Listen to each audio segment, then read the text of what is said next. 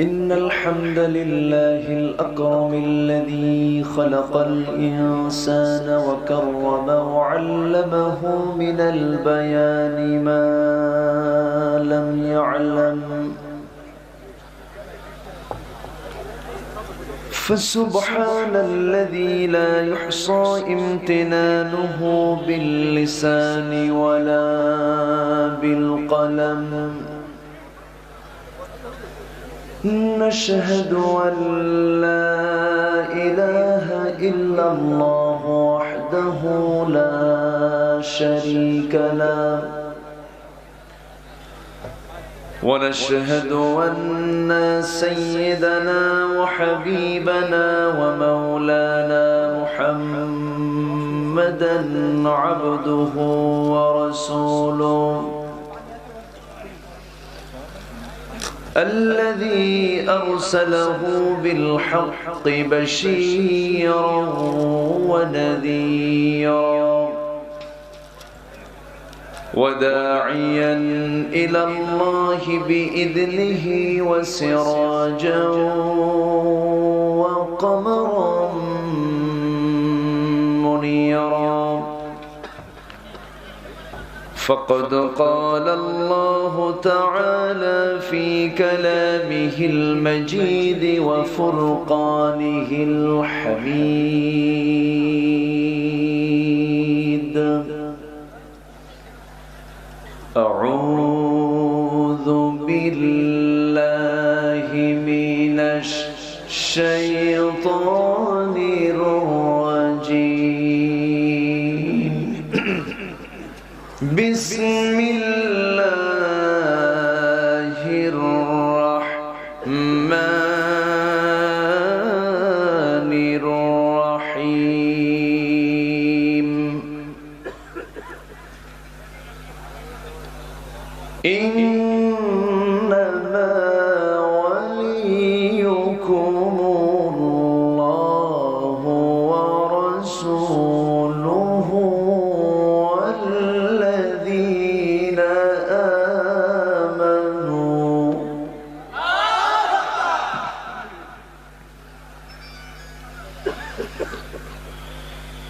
والذين آمنوا الذين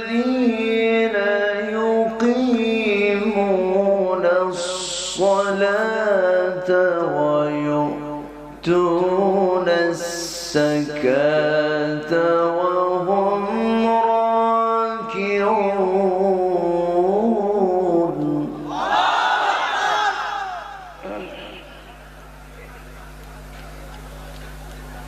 ومن يتول الله ورسوله والذين آمنوا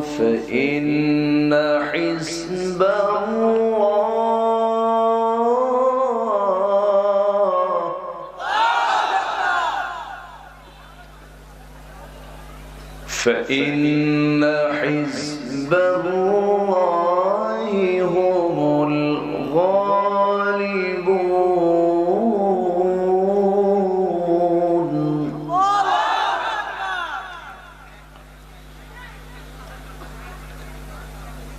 الله أكبر. بسم الله الرحمن الرحيم.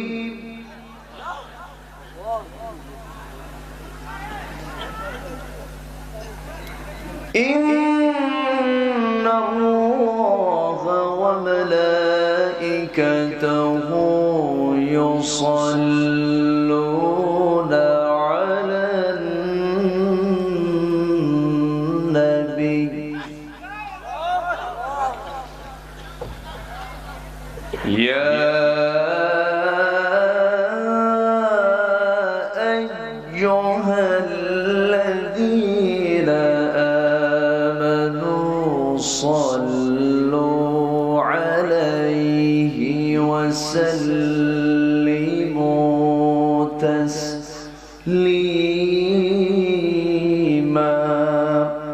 اللهم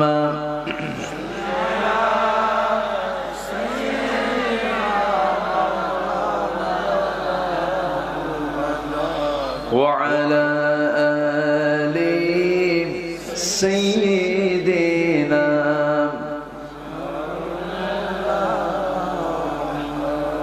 একটু মহব্বত দিয়ে নবীর প্রেমে মাতোয়ারা হয়ে জবান খুলে জোরালো কণ্ঠে উচ্চ আওয়াজে সবাই বলুন আল্লাহুম্মা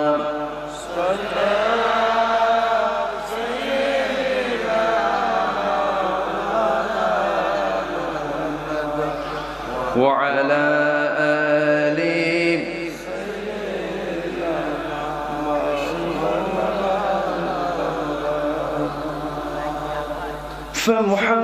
فمحمدنا هو سيدنا فالعز لنا لإجابته اللهم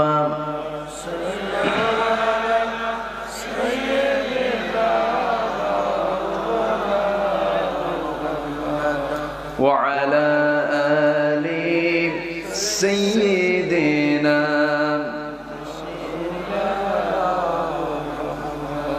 শিবে আবু তালিব সে এক কারাগার কাটলো সেথায় তোমার বহুদিন হলো পার শিবে আবু তালিব সে এক কারাগার কাটলো সেথায় তোমার বহুদিন হলো পার না খেয়ে না ঘুমে কত রাত কেঁদে কেঁদে দিন কায়েমের তরে ধৈর্য ধরে ধরে হে রাসূল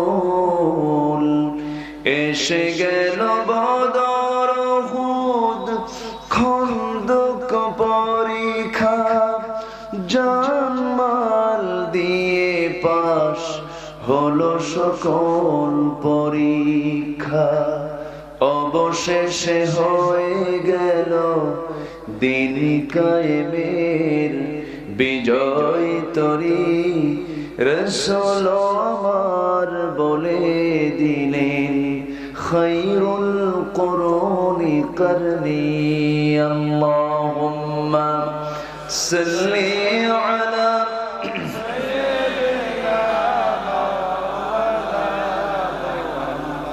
وعلى آل سيدنا সবাই বলুন বালাগাল উলা বিকামালিহি কাশাফাত তুজা বিজামালিহি হাসানাত জামিউ খিসালিহি সাল্লু قوة عشق سے ہر پست کو بالا کر دے دہر میں اسم محمد سے اجالا کر دے بلغ العلا بکمالہ کشف التجا بجمالہ حسنت جميع خصاله صلوا عليه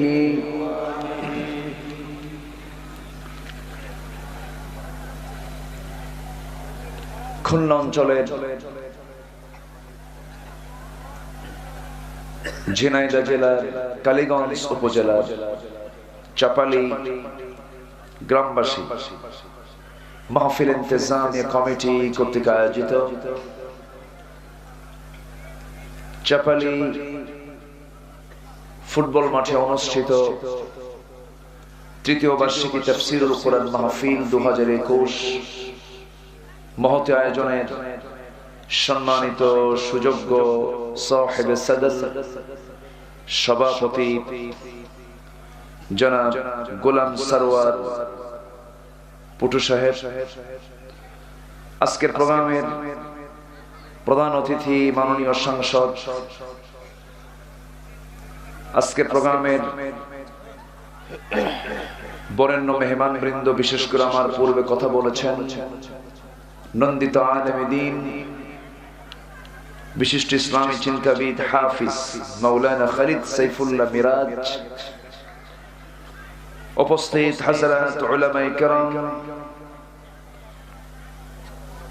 ফদলায়ে ইজম, সুশীল সমাজ, জাতির শ্রেষ্ঠ সন্তান, শিক্ষক মণ্ডলী, জাতির বিবেক, সাংবাদিক বৃন্দ, প্রশাসনের দায়িত্ব নিয়োজিত কর্মকর্তা বৃন্দ, আজকের মাহফিলের প্রধান আকর্ষণ, যাদেরকে নিয়ে আজকের এই সাজানো একটি সুন্দর আয়োজন, হাড় কাঁপানো শীতকে উপেক্ষা করে আসা তাওহীদের পতাকাবাহী,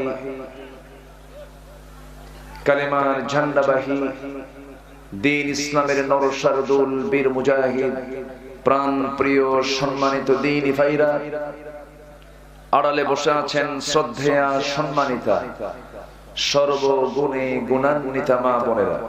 আলোচনার প্রথমেই আনুষ্ঠানিকতার মধ্য দিয়ে আমার পক্ষ থেকে আবারও দিল খোলা সালাম, আসসালামু আলাইকুম ওয়া রাহমাতুল্লাহি তাআলা ওয়া বারাকাতুহু। সবাই কেমন আছেন? আমাকেও প্রশ্ন করেছেন, তো আপনি ভালো, আমি কি খারাপ থাকবো নাকি? আল্লাহ আমাকেও রেখেছেন, অনেক অনেক ভালো আছি, বলি আলহামদুলিল্লাহ। কেন বললাম অনেক অনেক জানেন? আমরা এই একটি বছর, প্রায় এক বছর হয়ে যাচ্ছে, গত মার্চের মাঝামাঝি সময় থেকে নিয়ে আজকে প্রায় 10-11 মাস করোনাকালীন লকডাউন, শাটডাউন, এর মাঝে বেশ কয়েক লক্ষ মানুষ গোটা পৃথিবী থেকে বিদায় নিয়েছেন। এর মাঝে ওই প্যান্ডেমিকে আমরা যে ভালো আছি, এটা বিশাল নিয়ামত, বলি আলহামদুলিল্লাহ, জোরে বলি আলহামদুলিল্লাহ। গোটা পৃথিবীবাসী এখন আতঙ্কিত। ইউরোপ আমেরিকার অনেক জায়গায় লকডাউন, মালয়েশিয়াতে লকডাউন, এর মাঝে আমরা ভালো আছি তো, তাই না? ভালো আছি না? যিনি আমাকে আপনাকে সুস্থ রেখে, সবল রেখে, সুস্থ মস্তিষ্কে, যিনি আমাকে আপনাকে এমন একটি বাগে জান্নাত, দি পার্ট অফ হেভেন, জান্নাতের এমন একটি টুকরায় যিনি আমাকে আপনাকে আসার বসার তৌফিক দিলেন, শুকর আদায় করছি মুহাব্বাতান, জোরালো কণ্ঠে, একসঙ্গে, সমস্বরে, স্বতঃস্ফূর্ত ভাবে আকাশ বাতাস মুখরিত করে বলে উঠছি আলহামদুলিল্লাহ। আবারও বলছি আলহামদুলিল্লাহ। চিৎকার মেরে বলছি আল্লাহুম্মা ইন্নী আসআলুকা আল হুদা ওয়াত তুকা ওয়াল আফাফা ওয়াল গিনা। সবাই বলি আল্লাহুম্মা লাকা আসলামতু ওয়া বিকা আমানতু ওয়া আলাইকা তাওয়াক্কালতু ওয়া ইলাইকা আনাবতু। জীবনের সকল জায়গায় ভরসা কার? হেফাজত করবেন কে? আমার সকল উন্নতি অবনতি কার হাতে? আমার সৌভাগ্য দুর্ভাগ্য কার হাতে? আমার সুস্থতা অসুস্থতা কার হাতে? যখন মার পেটে সন্তান আসে, 40 দিন যাওয়ার পরেই বিকাতাবি আজালিহি ওয়া আমালিহি সাকিয়ুন আম সাঈদুন, তার সৌভাগ্য, তার ভাগ্য, তার টাইম, তার হায়াত, মৌত সব সিলেকশন করে দেন কে? আল্লাহ তাআলা। সেই মহান মাবুদের আমরা শুকর আদায় করে নিলাম। আমার পূর্বের মেহমান খুব কম সময় পেয়েছেন, আমার মন চাচ্ছিল তিনি আরো কিছু কথা বললে ভালো হতো, কিন্তু শীত রাত, প্রচন্ড ঠান্ডা। আজকে ঠান্ডা বেশি মনে হচ্ছে না? একটু বেশি ঠান্ডা আমার কাছে মনে হচ্ছে। এই প্রচন্ড হাড় কাঁপানো শীতের ভিতরে এত মানুষ যারা এসেছেন, আমি শুনেছি পুরুষের চাইতে মহিলা কোন অংশে কম না, মনে হয় বেশি হবে। এই যে মায়েরা ভাইরা যারা এসেছেন, বাবারা যারা আসছেন, এই স্যাক্রিফাইস কিন্তু কোরআনের জন্য, বলি আলহামদুলিল্লাহ। এই ঠান্ডার ভিতরে ঠান্ডা মাটিতে বসা, তবে এটার পুরস্কার আছে না নাই? একদিন আমরা টের পাবো, টের পাবো না? একদিন টের পাবো। এটার প্রাপ্তি দিবেন কে? আল্লাহ দিবেন। সম্মানিত ভাইরা, আমি আলোচনার প্রথমে সূরা মায়েদা 5 নম্বর সূরা, সূরা মায়েদা 55 এবং 56 এই দুটি আয়াত আমি তেলাওয়াত করেছি। এই দুটি আয়াতকে সামনে রেখে আমি কিছু কথা উপস্থাপন করতে চাচ্ছি। আল্লাহ বলছেন, তোমরা বন্ধু বানাও আমার নির্দেশ মতো। তাহলে আমরা যে বন্ধু বানাবো, সেই বন্ধু নির্বাচনে আল্লাহর পরামর্শ নেওয়ার দরকার আছে না নাই? আসতে বলবেন না, আছে না নাই? সৎসঙ্গে স্বর্গবাস, অসৎসঙ্গে সর্বনাশ। এটা হচ্ছে মূলত শেখ সাদির কথা। এটা বাংলায় অনুবাদ হয়েছে নকল। সাহবতে সালেহ তেরা সালেহ কুনাত, সাহবতে তালেহ তেরা তালেহ মে কুনাত। আমার সংস্পর্শ যদি ভালো লোকের সাথে হয়, আমি ভালো হয়ে যাব। আর আমার সংস্পর্শ যদি ইয়াবাখোরের সঙ্গে হয়, গাঁজাখোর হবে, ঠিক কি না? এজন্য সংস্পর্শ ভালো হওয়ার দরকার আছে না নাই? আছে। সব ধরনের বন্ধু নির্বাচন করা যাবে না। বিশেষ করে 5 শ্রেণী কোনদিন বন্ধু বানাবো না আমরা। 5টা শ্রেণীকে আমরা কখনো বন্ধু বানাবো না। এটা একটু পরে আমি লাইনে এসে এক সময় বলে ফেলবো ইনশাআল্লাহ। তো আমি যাচ্ছি মূল আলোচনার দিকে। রাত যেহেতু একটু বেশি হয়েছে, শেষ হতেও আজকে একটু সময় লাগবে। আমাকে সময় কি দেওয়া যায়? সবাইকে আমাকে সময় দিবেন? জোরে বলি ইনশাআল্লাহ। যে কালীগঞ্জ, তাই না? কই কালি টালি নাই, সব তো ধলা। আলহামদুলিল্লাহ। কোথায় কালো? আমরা সবাই সুন্দর। মানুষ কি অসুন্দর নাকি? কোথায় আমরা কালো? কোথায় আমরা কালি? না, আমরা সবাই সুন্দর। কালো সুন্দর, ধলাও সুন্দর, লম্বাও সুন্দর, চিকনও সুন্দর, মোটাও সুন্দর, সব সুন্দরের খেলা কার? যদি এরকম না হতো তাহলে আল্লাহ রাব্বুল আলামিন কেন বললেন? যারা পারেন ঠোঁট মিলিয়ে বলুন, ওয়াত্তিন ওয়াসসাইতুন ওয়া তুরি সিনিন ওয়া হাদাল বালাদিল আমিন। এতক্ষণ পর্যন্ত কসম খেলেন কে? এরপরে বলছেন কসম খেয়ে বলছেন, লাকাদ খালাকানাল ইনসানা ফি আহসানি তাকওয়িম। আমি মানুষকে, আহসান ইসমে তাফসীল থেকে এসেছে, সবচেয়ে সুন্দর করে পৃথিবীতে মানুষকে আমি বানিয়ে দিয়েছি। এমন সুন্দর করে কোন প্রাণীকে আমি আল্লাহ রাব্বুল আলামিন সৃষ্টি করি নাই। সবচেয়ে সুন্দর থেকে সুন্দরতর করে মানুষকে আমি আল্লাহ বানিয়ে দিয়েছি। বান্দা, সকল সৃষ্টির দিকে তাকাও আর তোমার দিকে তাকাও, তুমি টের পেয়ে যাবে। জোরে বলি সুবহানাল্লাহ। আমার আপনার সামনে সকল প্রাণী আছে না নাই? জীব জগৎ আছে না নাই? সমুদ্রের প্রাণীর দিকে তাকান, এরপরে স্থলভাগের দিকে তাকান। যেদিকে আপনি তাকান, যত প্রাণীর দিকে তাকাবেন না কেন, নিজের সৃষ্টির দিকে তাকালে, নিজের জীবনের দিকে তাকালে দেখা যায় আল্লাহ রাব্বুল আলামিন সবচেয়ে উত্তম করে আমাকে বানিয়েছেন। জোরে বলি সুবহানাল্লাহ। কিন্তু এখন একটা প্রশ্ন আসতে পারে, শক্তির দিক থেকে মানুষ শক্তিশালী না হাতি শক্তিশালী? হ্যাঁ, গায়ের জোরে বলেন, শক্তি কার বেশি? মানুষের গায়ে শক্তি বেশি না তিমির গায়ে শক্তি বেশি? মানুষের গায়ে শক্তি বেশি না একটা ষাঁড়ের গাভীর গায়ে শক্তি বেশি? গাভীর গায়ে শক্তি বেশি, ষাঁড়ের গায়ে শক্তি বেশি।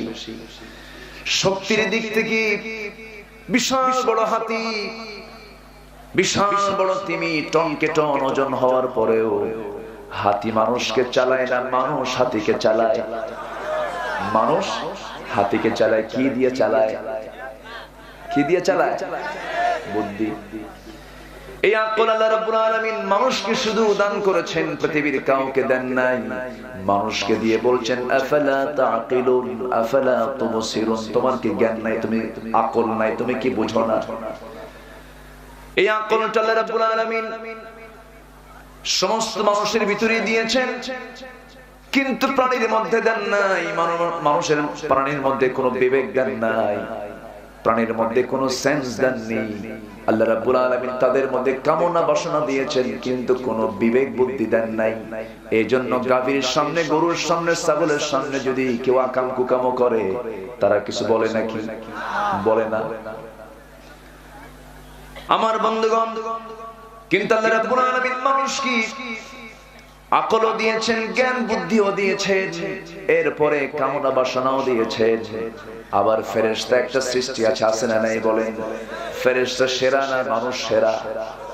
ভালো করে বলবেন। কিন্তু আমরা মাঝে মাঝে বলি তুমি কি ফেরেশতা হয়ে গেছো নাকি, এরকম বলে না? আমরা ফেরেশতাকে মানুষের চেয়ে বড় বানায় ফেলি না। ফেরেশতা কখনো মানুষের চাইতে বড় না, কারণ আমাকে খেদমত করার জন্য ফেরেশতা আছে না নাই? কিরামান কাতিবিনা ইয়ালামুনা মা তাফআলুন। জোরে বলি আল্লাহু আকবার। ফেরেশতা আমাকে পাহারা দেয়, ফেরেশতা চতুর্দিকে আমাদেরকে ঘেরাও করে রাখে, ফেরেশতারা বান্দার কাজে নিয়োজিত হয়ে থাকে। ফেরেশতা মানুষের চাইতে শ্রেষ্ঠ হয় কেমনে? আদম আলাইহিস সালাতু ওয়াস সালামকে সম্মানজনক সিজদা দিয়েছে কারা? বলেন বলেন। ফেরেশতারা। আমার ভাইয়েরা, ফেরেশতার দামের চাইতে মানুষের দাম বেশি। কেন দাম বেশি? কারণ ফেরেশতার মধ্যে আল্লাহ রাব্বুল আলামিন কামনা বাসনা দেন নাই, বিবেক বুদ্ধি দিয়েছেন। প্রাণীর মধ্যে কামনা বাসনা দিয়েছেন, কিন্তু বিবেক বুদ্ধি দেন নাই। আর আল্লাহ মানুষকে কামনা বাসনাও দিয়েছেন, বিবেক বুদ্ধি। পৃথিবীর সকল সৃষ্টি আমার খাদেম, আমার খেদমতে নিয়োজিত আল্লাহ রাব্বুল আলামিন করে দিয়েছেন। আল্লাহ রাব্বুল আলামিন সুন্দর করে বলেন, হুয়াল্লাযী খালাকা লাকুম মা ফিল আরদি জামিআ। তিনি সেই মহান সত্তা যিনি তোমাদের জন্য গোটা পৃথিবীর সকল সৃষ্টিগুলোকে তোমার জন্য সৃষ্টি করে দিয়েছেন, শুধু তোমার খেদমতের জন্য তিনি দিয়েছেন। আর তোমার দায়িত্ব হলো কারো গোলামি না করে কার গোলামি করা। ওয়া আনি'বুদুনি হাদা সিরাতুম মুস্তাকিম। সিরাতুল মুস্তাকিম মানে হলো ইবাদত করব কার? আস্তে বলবেন না, কার? আল্লাহ তাআলা। আমার ভাইয়েরা, একটু কান লাগান, মনোযোগ দিয়ে আমরা একটু শোনার চেষ্টা করি। সেকেন্ড একটা চলে যাচ্ছে, সেই সেকেন্ড কি আর ফিরে নাকি? মিনিট একটা চলে যাচ্ছে, আর ফিরে নাকি? ঘন্টা একটা চলে যায়, ফিরবে নাকি? ফিরবে না। একটা ঘন্টা চলে গেল, একটা দিন চলে গেল, একটা সপ্তাহ চলে গেল, একটা মাস চলে গেল, একটা বছর চলে গেল জীবন থেকে। আহারে, কিন্তু জীবনটাকে সাজাতে পারলাম না, গোছাতে পারলাম না, শুধু আফসোস হয়ে যাবে। কিন্তু সে আফসোস না করা থেকে আমাদেরকে বাঁচতে হবে কি নিয়া? ক্ষণকাল না পরকাল, ক্ষণকাল না পরকাল, ক্ষণকাল না চিরকাল। চিরকালের জন্য ব্যস্ত হতে হবে। আল্লাহ রাব্বুল আলামিন বলেন, ওয়ালাল আখিরাতু খায়রুল লাকা মিনাল উলা ওয়ালাসাউফা ইউতিকা রাব্বুকা ফাতারদা। এই দুনিয়ার চাইতে আখিরাতটাই শ্রেষ্ঠ, এটাই তো অবশিষ্ট, সেটাই তো থেকে যাবে। দুনিয়ার টাইম হলো কতই বা হতে পারে, হয়তো 80 বছর, হয়তো 100 বছর, হয়তো 120 বছর, হয়তো 150 বছরই হলো। প্রেজেন্ট অলরেডি 170 বছর পর্যন্ত মানুষ বেঁচেছে, এমন রেকর্ড নয় হলো। কিন্তু আমার বন্ধুগণের পরে তো আমি আপনি কেউ থাকবো না, সব একদিন চলে যাবো। সেটা কি 100 বছর না? ও সীমাহীন। বলেন বলেন, 100 না সীমাহীন? সীমাহীন। চিরস্থায়ী একটা জীবন সামনে পড়ে আছে। সেই চিরস্থায়ী জীবনের জন্য একটা চিরস্থায়ী বিধান দিয়েছেন। এই বিধানটা কি ক্ষণস্থায়ী না চিরস্থায়ী? দুনিয়ার সব কিছু কি ক্ষণস্থায়ী? আকাশ ক্ষণস্থায়ী, এই জমিনটা ক্ষণস্থায়ী, ওই বিশাল বড় মজবুত আকাশ, এটাও কোনো স্থায়ী, এটাও একদিন ভেঙে মুড়ে দুমড়ে মুচড়ে যাবে। সূর্যটা একদম মাথার কাছে চলে আসবে। পাহাড়গুলো, আমরা তো হয়তো এলাকার মানুষ পাহাড়গুলো সবাই দেখি নাই, পাহাড়গুলো কত বড় পাহাড়, এই পাহাড়গুলো তুলার মতো উঠতে থাকবে। কঠিন একটা মুহূর্ত সবার সামনে পড়ে আছে। সেই মহান রব্বুল আলামিন বলছেন, বান্দা প্রস্তুতি নিয়ে নাও, তুমি কোথায় যাচ্ছ, কোথায় যাও। ইয়া আইয়ুহাল ইনসানু মা গররাকা বিরাব্বিকাল কারীম الذي خلقك فسواك فعدلك في أي صورة ما شاء ركبك كلا بل تكذبون بالدين وإن عليكم لحافظين كراما كاتبين يعلمون ما تفعلون جربوا الله أكبر আল্লাহর শরণ থেকে তোমাকে কিসে গাফিল করলো, কি মোহে তুমি পড়েছো। আল্লাহ রাব্বুল আলামিন আরেক জায়গায় বলেছেন, যারা পারেন ঠোঁট মিলিয়ে বলুন, আলহাকুমুত তাকাসুর হাত্তা যুরতুমুল মাকাবির কাল্লা সাওফা তা'লামুন সুম্মা কাল্লা সাওফা তা'লামুন। জোরে বলি আল্লাহু আকবার। আমার রাসূল যখন এই আয়াতগুলো পড়তেন কেঁদে ফেলতেন, সূরা ইনফিতার যখন পড়তেন কেঁদে ফেলতেন। 30তম পারার প্রত্যেকটা আয়াতের মধ্যে কান্না আছে না নাই? প্রত্যেকটা সূরার ভিতরে কান্না আছে, আবেগ আছে। আমার ভাইরা, সূরা ইখলাস পড়লেও চোখে পানি আসার কথা, কিন্তু আমরা ইখলাস পড়ে চোখে পানি আসে না কেন? এর কারণ হলো আমরা বুঝি না। আমরা কি বুঝি না? নামাজের মধ্যে হাউমাউ করে কেঁদে ফেলেছেন ওমর ফারুক রাদিয়াল্লাহু তাআলা আনহু। তিনি কোরআনটা এত সুন্দর করে বুঝতেন, তাদের বুঝ আর আমার বুঝ কি একরকম নাকি? আবার সাহাবীদের মধ্যে সব সাহাবী কিন্তু একরকম বুঝতেন না। একটা আয়াতের আলোচনা হলো কিছুক্ষণ আগে আমার ভাই মেরাজ ভাই আলোচনা করে গেছেন, আল ইয়াউমা আকমালতু লাকুম দীনাকুম ওয়া আতমামতু আলাইকুম নি'মাতি ওয়া রাদিতু লাকুমুল ইসলাম দীনা। এই আয়াতটা হলো সবচেয়ে আনন্দের আয়াত, যেরকম সুবহানাল্লাহ। সাহাবীরা বিশাল আনন্দে আত্মহারা, সব সাহাবীর মুখে হাসির ঝিলিক, চিৎকার মেরে মেরে আনন্দ উল্লাস করতেছে, আল্লাহর তাসবিহ জপতেছে সাহাবীরা। কারণ তোমাদের উপর আমি আল্লাহ সন্তুষ্ট হয়েছি, দিনটা পরিপূর্ণ করে দিয়েছি, দিন আজকের থেকে পরিপূর্ণ হয়ে গেল। এটা কি আনন্দের সংবাদ না? সাহাবীর আনন্দ উৎফুল্ল, সব সাহাবী আনন্দে আত্মহারা হয়ে সব আনন্দ উল্লাস করতেছে। কিন্তু বয়োবৃদ্ধ জ্ঞানবৃদ্ধ একজন সাহাবী কোনায় গিয়ে ডুকরে ডুকরে কাঁদতেছে। সেটা কেউ না, তিনি হচ্ছেন আবু বকর সিদ্দিক রাদিয়াল্লাহু তাআলা আনহু। গভীর কান্নায় তিনি ভেঙে পড়লেন, সাইডে গিয়ে ডুকরে ডুকরে কাঁদতেছেন, চোখে পানি টলমল করছে, দাড়িগুলো ভিজে যাচ্ছে। সবাই বলছে, আবু বকর আমরা সবাই আনন্দ করি, আজকে তো সুন্দর আয়াত আল্লাহ পাক উপহার দিয়েছেন, আল্লাহ আমাদের প্রতি সন্তুষ্ট হয়েছেন, তুমি কেন কাঁদো? তিনি বললেন, শোনো ও আমার ভাইরা, তোমরা হয়তো আনন্দ পেয়েছো, আল্লাহ তোমাদেরকে সন্তুষ্ট করে, আমাকেও সন্তুষ্ট, আমার প্রতিও সন্তুষ্ট হয়েছে, কিন্তু একটা বিষয় শোনো, একটা বিষয় আমাকে কান্নায় ফেলতেছে, কারণ আমার নবী যে মিশন নিয়ে দুনিয়াতে এসেছিলেন সেই মিশন তো শেষ, আমার নবী আর বাঁচবেন না, আমার নবী আর বাঁচবেন না। কোন বিল্ডিং এর কাজ ইঞ্জিনিয়ার পাওয়ার পর যখন বিল্ডিং শুরু করে, যখন কাজ শেষ হয়ে যায়, সেই জায়গায় ইঞ্জিনিয়ার আর থাকে নাকি? ইঞ্জিনিয়ার আর থাকে না। ও আমার ভাইরা, তোমরা আনন্দ করছো, কিন্তু আমার চোখে, আমার হৃদয়ে কোনো আনন্দ নাই, কারণ আমার জীবনের চাইতে প্রিয় রাসূলকে আমি মনে হয় হারায় ফেলবো। আল্লাহর কালাম তো সবাই একরকম বোঝে না, আল্লাহর কালাম তো সবাই তো এক সেন্সে সবাই নিতে পারে না। তবে তাকওয়া যার বেশি, তার মধ্যে সেন্সটা বেশি হয়ে যাবে। ওমর ফারুক যখন নামাজে দাঁড়াতেন শিশুর মতো কাঁদতেন, মুসল্লিরাও কাঁদতেন। আমার বন্ধুগণ, এই জন্য আমাকে আপনাকে বোঝা দরকার, কোরআনটা আমরা আগে বুঝে শুনে পড়বো। জোরে বলি ইনশাআল্লাহ, আরো জোরে বলি ইনশাআল্লাহ। কোরআন পড়লে পরে খুশি হবেন কে? কোরআন কার চিঠি? আসতে বলবেন না, কার চিঠি? দিয়েছেন আমাকে কে?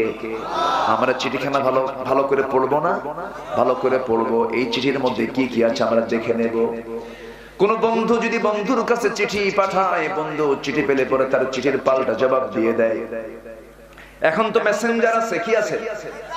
মেসেঞ্জার, হোয়াটসঅ্যাপ, ইমো, লাইন, ভাইবার, আর কি আছে? হ্যাঁ, ইউটিউব, বিট, ফ্রি ফায়ার, আর কি আছে? খালি কি ওগুলো আছে? হুজুর তো সব খবরই জানে। বাবজি না পাবজি, আচ্ছা আর কি? আর কি আছে এরকম কিসের যেন খেলা খোলা আছে? হ্যাঁ, বুকার, বুকার, বুকার। আচ্ছা, এই যে মনে করেন কিছু কিছু গেমস আছে, এই গেমস কে মোহাব্বত করতে যায়, স্বামীর মোহাব্বত বলে যায়। আছে না নাই?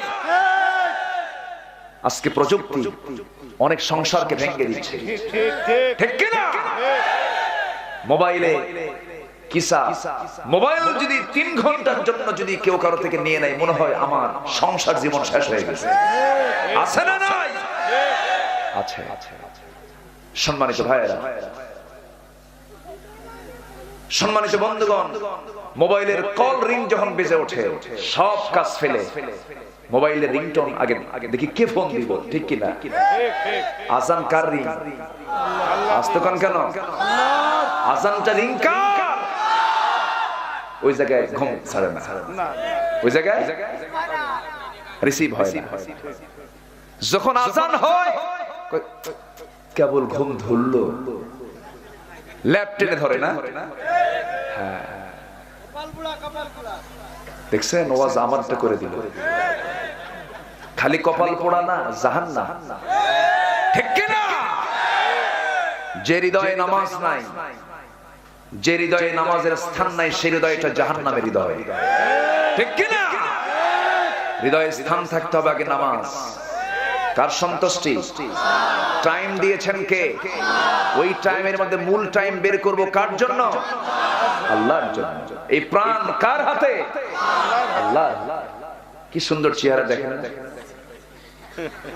এত সুন্দর ফুটন্ত চেহারা দেখেন। আল্লাহ কত সুন্দর করে বানাইছে, জোরে কোন সুবহানাল্লাহ। বিয়ে শাদী করছো তো? খুব ভালো, বলি আলহামদুলিল্লাহ।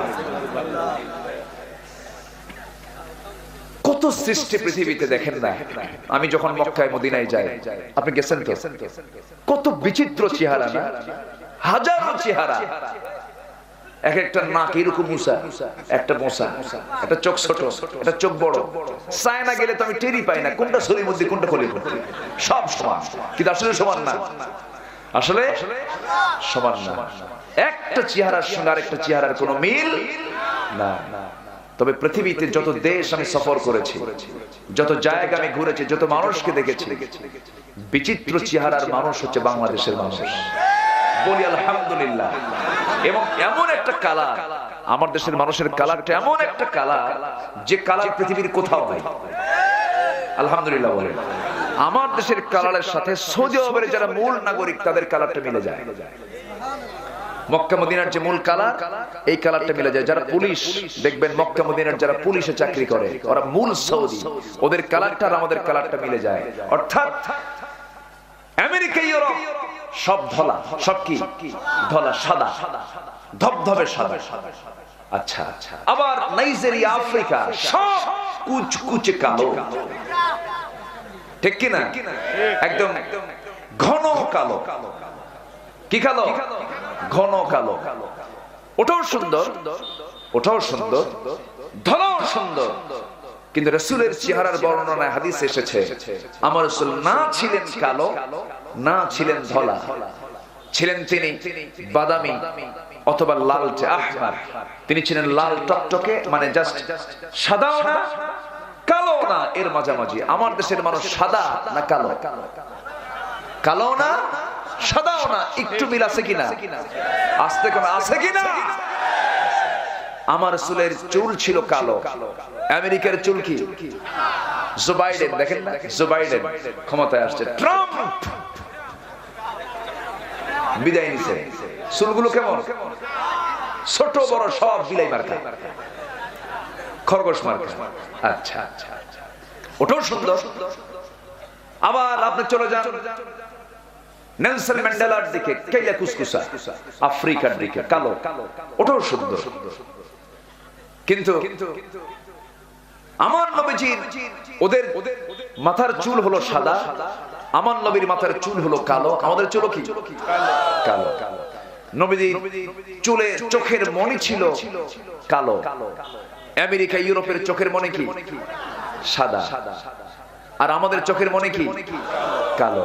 আচ্ছা আচ্ছা, আমার নবীজি না ছিলেন লম্বা, না ছিলেন খাটো, না ছিলেন চিকন, না ছিলেন মোটা। আমাদের দেশের মানুষ কেমন? কি মিল আছে? মিল আছে।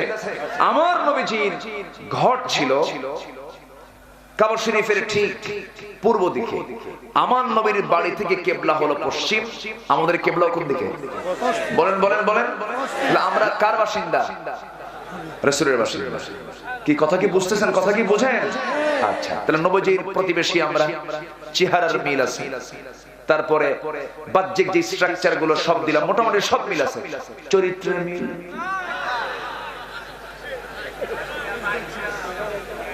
কেমন মিল আমাদের? দেখেন, বাজারে গেছেন সাইকেল নিয়ে, সাইকেল থুইয়া বাজার করতে নিছেন, সাইকেল নাই। খুব মিল আছে না? মিল আছে নাকি? মিল নাই। আচ্ছা আচ্ছা, মাহফিলে এসে জুতা নাই, আছে না নাই? আমার মাহফিলে মঞ্চে আমার মোবাইল নাই, আছে না নাই? আচ্ছা আচ্ছা, আমি তায়েফে মাহফিল করতে গেলাম, সেখানে একজনের জুতা চুরি হয়েছে, জুতা চোর ধরা পড়ছে। তো মনে মনে ভাবলাম এই দেশেও জুতা চোর আছে। পরে শুনলাম মেড ইন বাংলাদেশ। কি কথা কি বোঝা গেল? এই তাহলে আমাদের এই চেহারার মিল থেকে তো লাভ হলো না। বেলালের সঙ্গে আমার নবীর চেহারার কোনো মিল ছিল? আসতে বলো না, মিল ছিল? নবী ছিলেন যেখানে, বেলাল ছিলেন কি দিয়া? চেহারা দিয়া না চরিত্র দিয়া? প্রত্যেক পয়গম্বরকে আল্লাহ পাক তিনটা গুণ দিয়েছেন। একটা হলো ওহী, কি দিয়েছেন? নাম্বার 2 হলো মুআজিজা। নাম্বার 2 কি? মুআজিজা। নাম্বার 3 হলো হুসনে খুলক, সুন্দর পুত পবিত্র চরিত্র। জোরে বলি সুবহানাল্লাহ। এই চরিত্র আমাদের নিয়ে আসার দরকার আছে না নাই?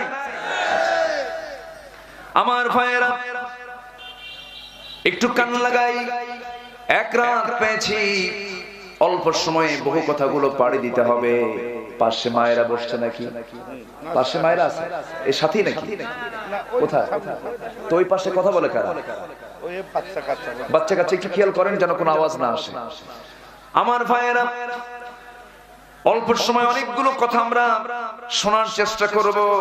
আল্লাহ রাব্বুল আলামিন বলছেন, তোমরা বন্ধু কাকে বানাও আমি তোমাকে শিখায় দিচ্ছি। বন্ধু তোমার কারা কারা হবে শিখে নাও। তোমার বন্ধু হবে 3 জন। কয়জন বলেন? আসতে বলবেন না, কয়জন? 3 জনকে তুমি বন্ধু বানাবে। এই বন্ধুত্বের প্রাচীর তৈরি করে জান্নাত পর্যন্ত তুমি চলে যাবে। জোরে বলে সুবহানাল্লাহ। আমার ভাইয়েরা, আল্লাহ রাব্বুল আলামিন বলেন, ইন্নামা ওয়ালিয়্যুকুমুল্লাহু ওয়া রাসূলুহু ওয়াল্লাযীনা আমানু والذين آمنوا الذين يقيمون الصلاة ويؤتون الزكاة وهم راكعون। জোরে বলি আল্লাহু আকবার। এই বন্ধু যদি ঠিকঠাক মতো বানিয়ে নিতে পারো, তোমরাই হবে আল্লাহর দল। কার দল হবে? আমরা দল করব কার?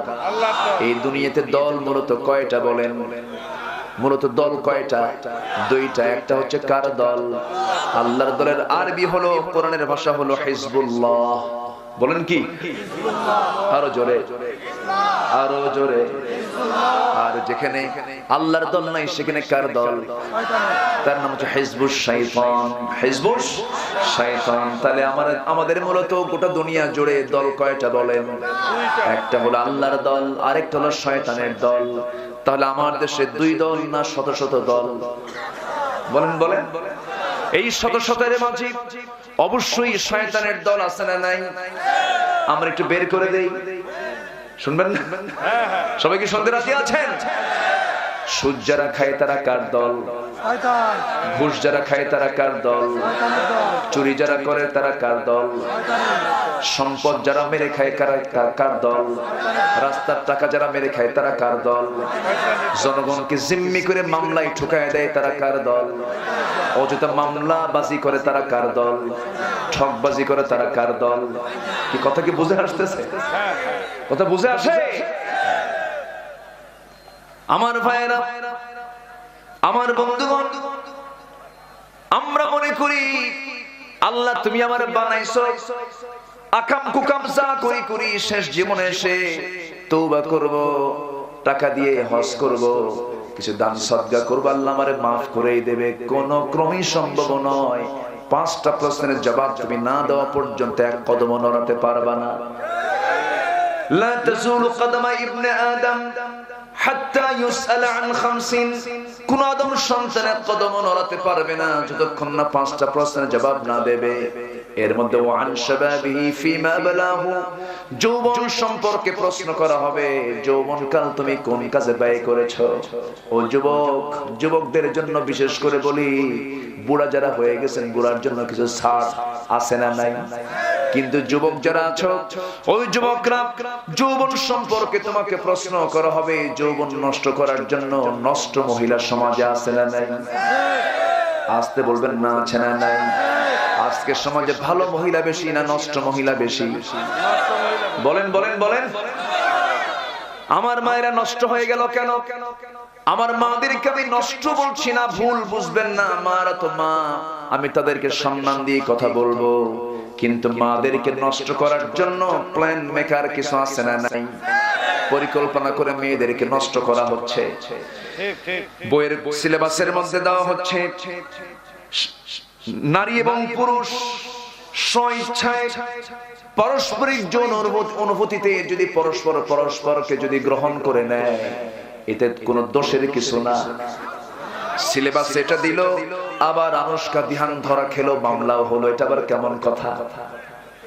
সিলেবাসে লেখা হলো নারী এবং পুরুষ একসঙ্গে তারা বন্ধুত্বের প্রাচীর তৈরি করে যদি যৌন অনুভূতিতে যদি পরস্পর সম্মতিতে যদি যৌন ক্রিয়া করে কোনো অপরাধ হবে না। এই কথা পাশ করে দেওয়া হলো। আবার ধর্ষণের বিচার, সর্বোচ্চ শাস্তি মৃত্যুদণ্ডের জন্য অর্ডার দেওয়া হলো। এটা কেমন কথা? পুকুরে কি বলে, একটা কূপের ভিতরে বিড়াল পড়ে মারা গেল। বিড়াল পড়ে মারা যাওয়ার পর সেই কূপের পানি পরিষ্কার করার জন্য বিড়াল আগে তুলবো না পানি আগে তুলবো? বলেন কি আগে তুলতে হবে? মনা বিড়ালটাকে তুলে নিয়ে 100 বালতি, 200 বালতি, 300 বালতি পানি তোলার পর কূপের পানি পরিষ্কার হয়ে যাবে। ঠিক তেমনি এই যে সমাজে ধর্ষণ, জেনা, ব্যভিচার, এই সমস্ত সামাজিক অপরাধগুলো সংগঠিত হচ্ছে, এগুলো বন্ধ করার জন্য আগে আইন করে এই সমস্ত কামগুলো আগে বন্ধ করতে হবে, এরপরে শাস্তি নিশ্চিত করতে হবে। ঠিক কিনা? আমার ভাইয়েরা, মাদের জন্য বড় আফসোস লাগে আমার। কত মেয়ে নষ্ট হয়ে যেতেছে। মেয়েদেরকে দোষ দিয়ে কি করবেন? মেয়েদের হাতে তো কোরআন নাই, তাদেরকে দিন শেখানো হয় না, তাদেরকে দিন বোঝানো হয় না, তাদেরকে কোরআন বোঝানো হয় না। আমার দেশের মায়ের এত সরল সোজা, মাদেরকে যা বলা হয় তাই তারা শোনে। খুব নরম নরম দিন, খুব তারা দিনকে ভালোবাসতে চায়। কিন্তু এমন অসভ্য বাপ বাংলার জমিনে আছে, বাপ হয়ে মেয়েকে মঞ্চে তুলে দিয়ে বলে মা তুই নাচ, আর সে হাতের তালি মারে। 32 দাঁত ভেঙে ফেলা দরকার। রাজি আছেন কারা কারা? হাত উঁচু করে দেখা।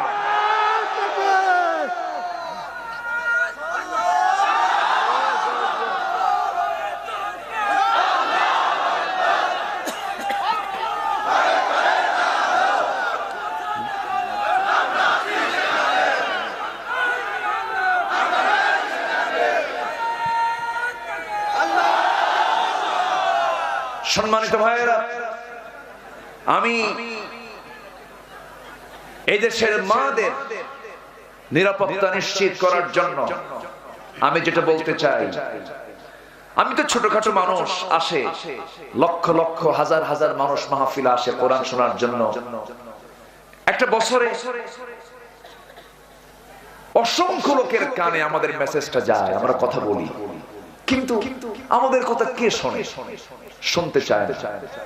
আমাদের কপালটা এমনই, কোরআনের হক কথা বলতে গিয়ে কত লোকের জীবন চলে গেল, ঠিক কিনা? কত লোক পচে যাচ্ছে, অবহেলিত হয়ে পড়ে আছে। সৌদি আরবের কারাগারে অসংখ্য আলেমকে ঢুকায় রেখেছে, ফিলিস্তিনের কারাগারে, ইসরায়েলের কারাগারে অসংখ্য আলেমকে জেলখানায় পুরে নির্যাতন নিপীড়ন করা হচ্ছে। শুধু গোটা পৃথিবীর কোথাও শান্তি নেই। ইহুদি এবং খ্রিস্টানদের সবচেয়ে বড় অস্ত্র এখন, ঈমান নষ্ট করার জন্য সবচেয়ে বড় অস্ত্র হলো নারীদেরকে উলঙ্গ করে ঘর থেকে বের করে। কথা কি বোঝা যায়? মেয়েরা এতটাই ব্যবহৃত হচ্ছে, মোবাইলে ফোন দিয়েছেন সলিমুদ্দিকে, সলিমুদ্দির ফোন বন্ধ। দুঃখিত, পুরুষ না মহিলা? মহিলা। কোন চাকরিতে, কোন অফিসে, সেই জায়গায় রিসেপশনে চাকরি পাওয়ার জন্য পুরুষ না মহিলা? মহিলা। সে মহিলার গায়ে কি কাপড় চোপড় আছে? কাপড় চোপড় আছে? কে বলেছে কাপড় চোপড়? উলঙ্গ হলে তো দেখবেই না কেউ, আবার পুরো ঢাকলেও কেউ দেখবে না। পুরো ঢাকলেও কেউ দেখবে না, উলঙ্গ হলেও কেউ দেখবে না। দেখবে কেমন? যেমন করে সাজান লাগে ওই রকম করে সেজে গুছে, ঠোঁট সাজায়, চোখ সাজায়, কপাল সাজায়, চুল সাজায়, হাত সাজায়, পা সাজায়, গোটা বডি সাজায়। স্বামীর জন্য না সবার জন্য? একটা মহিলা কি সবার? মহিলা কয়জনের বলেন? মহিলা কয়জনের? আর বানাচ্ছে সবার। রোগ কি একজনের হবে না সবার হবে? কি কথা কি বোঝা গেল? রোগ ছড়ার কারণ কি বোঝা যাচ্ছে তো? আচ্ছা, সে মেয়েটা বসে থাকলো রিসেপশনে, সারাদিন চুল টুল ছেড়ে দিয়া ভেস্কি মেরে চুপ করে বসে আছে। যখন কোনো ক্লায়েন্ট আসে, কাস্টমার আসে, সামনে দাঁড়ায়, আসসালামু আলাইকুম, আছে না? নেই বলেন? আপনি কোন পিতা আপনার মেয়েকে এই জায়গায় দিয়েছেন? নারী তো চাকরানী নয়, নারী হচ্ছে রাজরানী, ঠিক কিনা? আজকে নারীদের কোনো মূল্য নাই। নারীর মূল্য চাকরিতে নয়, নারীর মূল্য শুধু চাকরিতে নয়, শুধু ক্ষমতায় নয়। বড় প্রমাণ হয়ে গেল দেশের সবচাইতে পাওয়ারফুল একজন নারী হওয়ার বড় ধর্ষণ বাংলার জমিন থেকে যাচ্ছে না, ঠিক কিনা? এটার চাইতে বড় প্রমাণ আর কি? ক্ষমতা পেলেই মেয়েদের প্রতি নির্যাতন জুলুম বন্ধ হবে না। নির্যাতন, জুলুম, ধর্ষণ এই সমস্ত কিছু বন্ধ করার জন্য প্রয়োজন সময়ের দাবি হলো কোরআনের বিধান কার্যকর করা, ঠিক কিনা? এটাই হচ্ছে বড় বিষয়। বাড়িতে লেগেছে আগুন, নেভানোর জন্য কি দরকার বলেন? বাড়িওয়ালা হাউমাউ করে কাঁদবে, যার কাছে যা কিছু আছে তা নিয়ে আমারে বাঁচাও। যখন চিৎকার করে কান্দি, সামনে দিয়ে যাচ্ছিল একজন, কোন এক আল্লাহর গোলাম যাচ্ছে, যখন শুনেছে যার কাছে যা কিছু আছে তা নিয়ে আমারে বাঁচাও, এক ড্রাম ডিজেল নিয়ে যাচ্ছিল। বিসমিল্লাহ বলে এক ড্রাম ডিজেল দিছে ঢেলে আগুনে। আগুন কি কমবে নাকি? আরেকজন যাচ্ছিল ভ্যান ভর্তি লাকড়ি নিয়ে, খড়ি নিয়ে, দিস আগুনের মধ্যে ঢেলে। আগুন কমবে না বাড়বে? আগুন বাড়তেই থাকবে। আগুন নিভানোর জন্য পেট্রোল, ডিজেল, অকটেন যেমন আগুন কি নিভাতে পারে না, যতই বিসমিল্লাহ বলেন কাম হবে না। আগুন নিভানোর জন্য যেমন প্রয়োজন পানি, ঠিক তেমনি আজকে সমাজে যে আগুন দাউ দাউ করে জ্বলছে, সেই আগুন বন্ধ করার জন্য দুনিয়ার কোন আইন চলবে না। একমাত্র প্রয়োজন হলো আল্লাহ তাআলার আইন। চান কারা কারা? একটু হাত তুলে দেখান তো দেখি।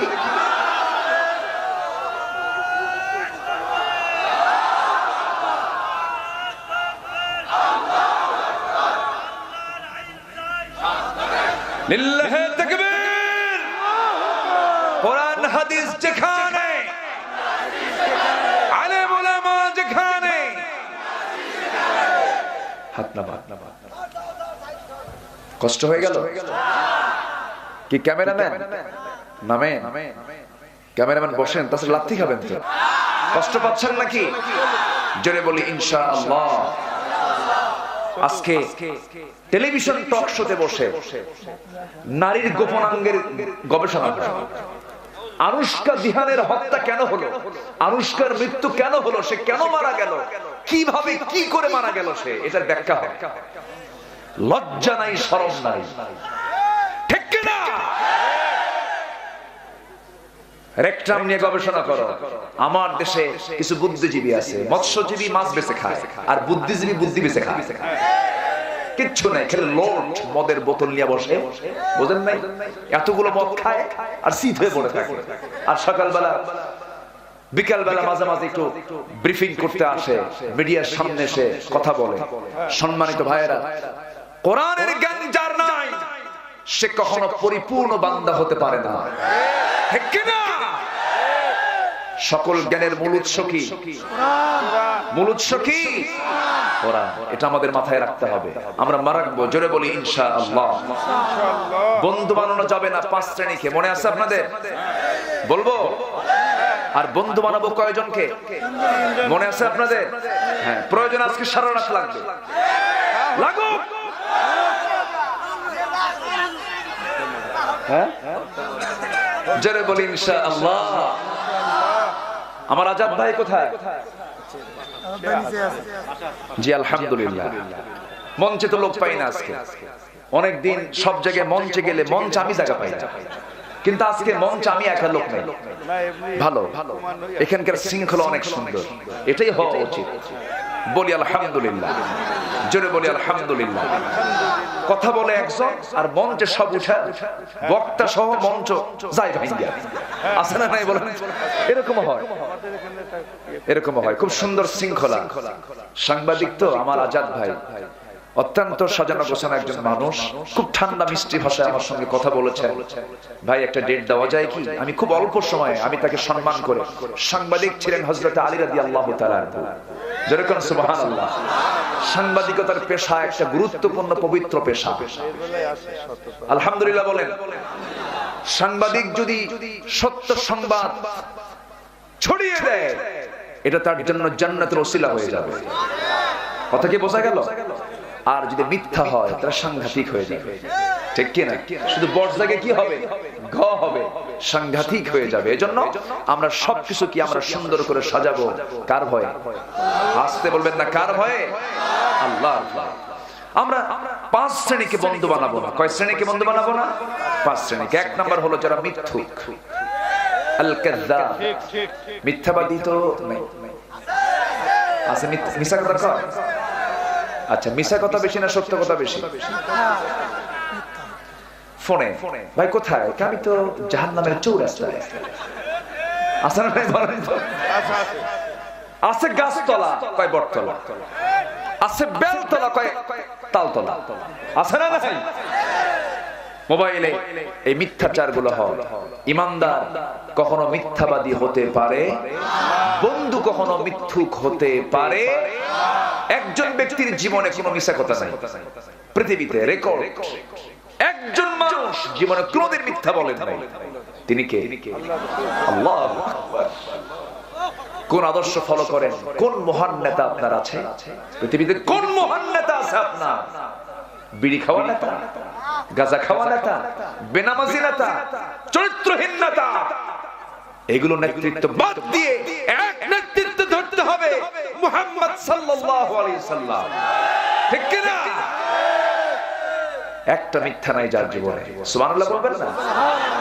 যিনি ওপেন বললেন সাহাবীরা, দিনের আলোতে যা করি সব বলে দাও।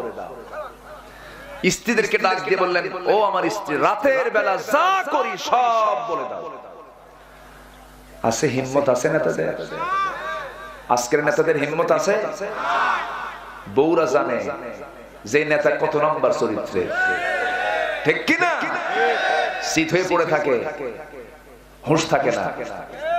সম্মানিত ভাইয়েরা, চারিত্রিক সনদ যদি আমরা নিতে চাই, একজন চরিত্র ফলো করতে হবে, তিনি হচ্ছেন মুহাম্মদ সাল্লাল্লাহু আলাইহি ওয়াসাল্লাম, যার জীবনে একটা মিথ্যা নাই, কৌশল করে মিথ্যা বলেন নাই তিনি,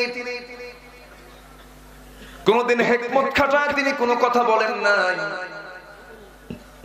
ইব্রাহিম আলাইহিস সালাতু ওয়াস সালাম হাশরের ময়দানে কিয়ামতের দিন সমস্ত আদম সন্তান আদম আলাইহিস সালাতু ওয়াস সালামের কাছে যাবে, তিনি বলবেন বলতে পারবো না, তোমাদের জন্য আমি আল্লাহকে কিছুই করতে বলতে পারবো না, বিচার কাজ কখন শুরু হবে আমি এই নিয়ে আল্লাহকে বলবো কেমনে?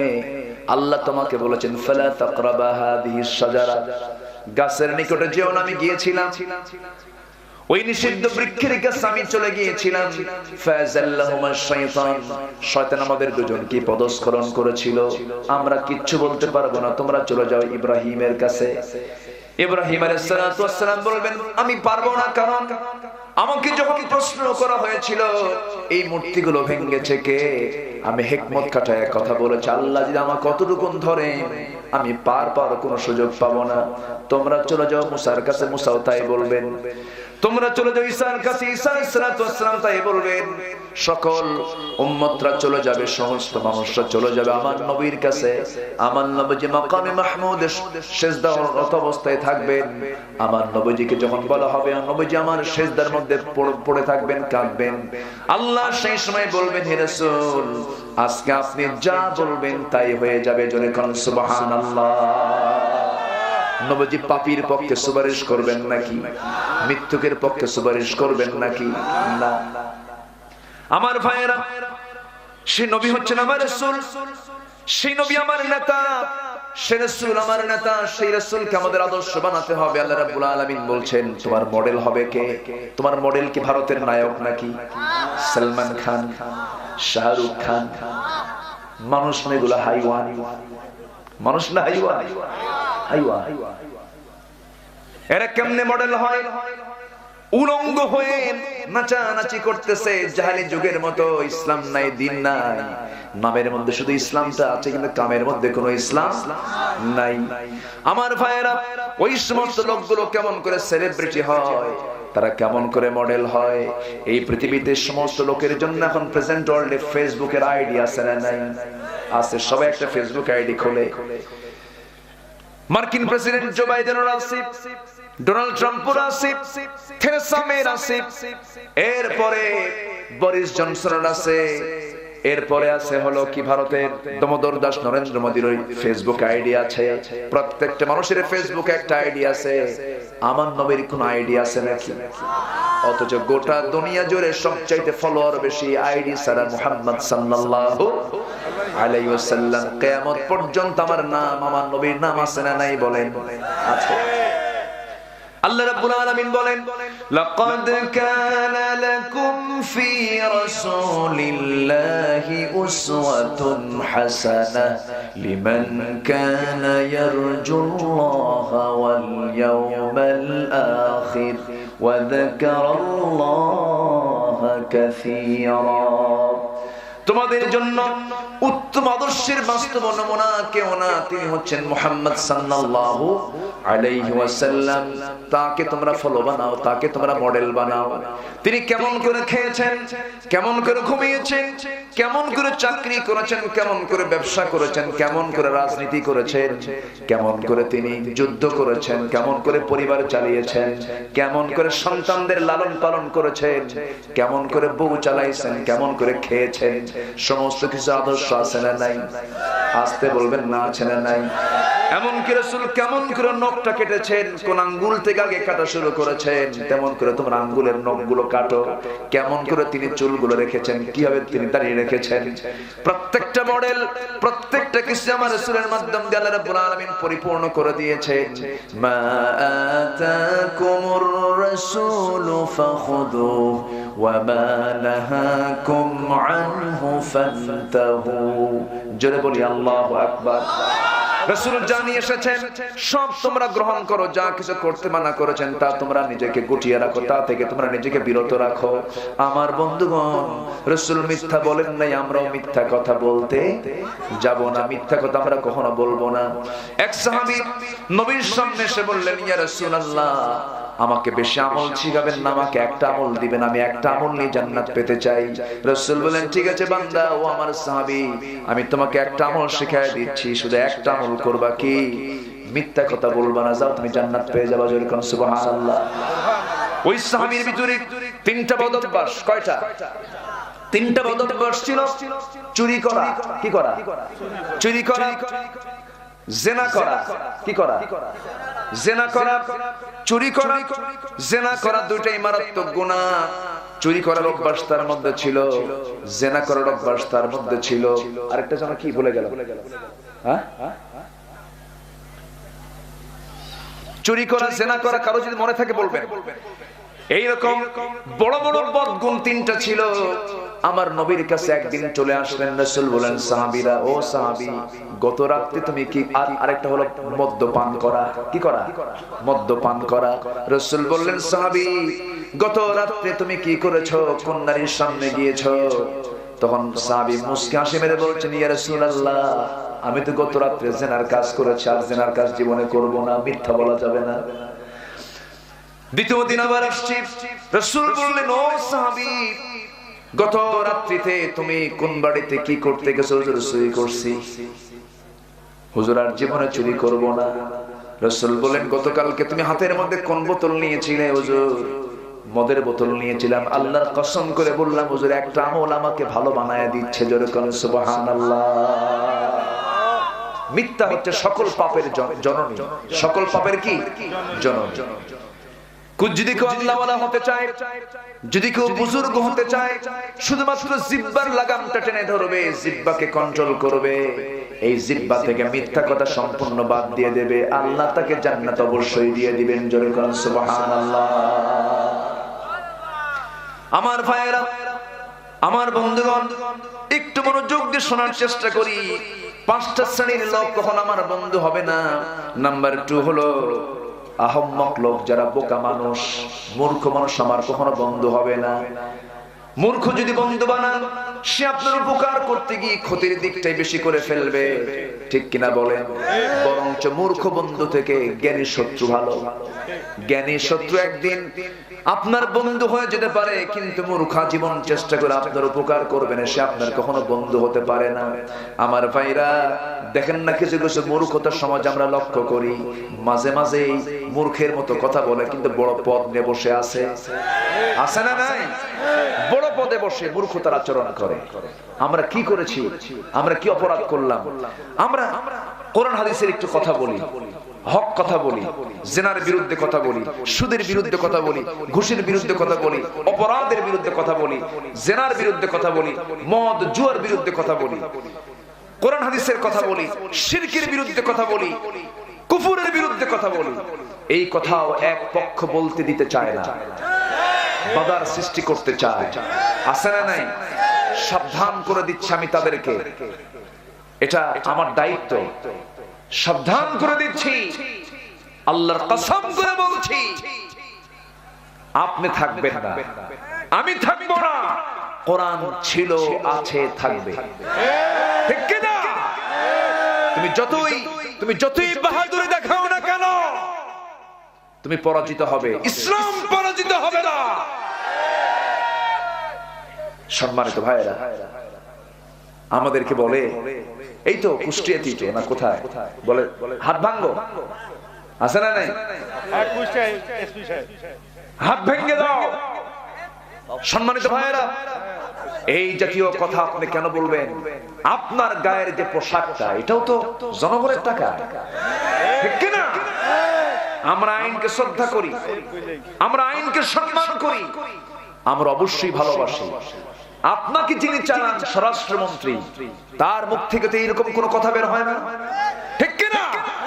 স্বরাষ্ট্রমন্ত্রীর কথা কত সুন্দর মার্জিত কথা, তার মুখ থেকে তেমন জাতীয় কোনো কথা বের হলো না। আপনি এমন করে কথা বলেন কেন? এই সমস্ত কথা হলো সভ্য লোকের কথা নয়, বস্তির কথা। আবার আরেকজন কয় ঘাড় মটকায় দেব, আবার আরেকজন কয় খেলা হবে। আছে না নাই? আমাদের ঠেকা পড়ছে খেলা, ঠিক কি না? মূর্খের সঙ্গে কোনো খেলা আছে নাকি? এটা ফাউল প্লেয়ার। দেখছেন ও আজকে শুধু আমি পারি কয় ফাউল প্লেয়ার, ও তো রেড কার্ড পাওয়া, ঠিক কি না? আমরা সবার সঙ্গে খেলবো না। খেলতে যাব কেন? আমরা মোহাব্বত করতে শিখেছি। আমরা খেলতে জানি না, আমরা মোহাব্বত করতে জানি। আমরা আক্রমণ করি না, আমরা বুকের মধ্যে টেনে রাখি। আল্লাহু আকবার বলেন। ইসলাম কখনো আঘাত করতে শেখায় না। কষ্ট হচ্ছে? আলোচনা চালাই, জোরে বলি ইনশাআল্লাহ। এত সুন্দর মানুষ আপনারা, খুবই সুন্দর মানুষ, বলি আলহামদুলিল্লাহ। এই যে শামসু ভাই আমার খুব প্রিয় মানুষ, মুখে দাড়ি নাই,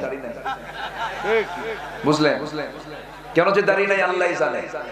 মনে হয় আজরাইলকে বলছে তুই বছর 30 পরে আয়, আমি দাড়ি টেনে রাখার পরে তুই আসিস। কেন যে মুসলমান দাড়ি রাখেন আমার বুঝে আসে না। এই করোনা আসছে, এরপরেও যদি দাড়ি না রাখে তাহলে কেমন হলো? আমরা দাড়িওয়ালা হব। দেখেন আওয়াজ কিন্তু নাই।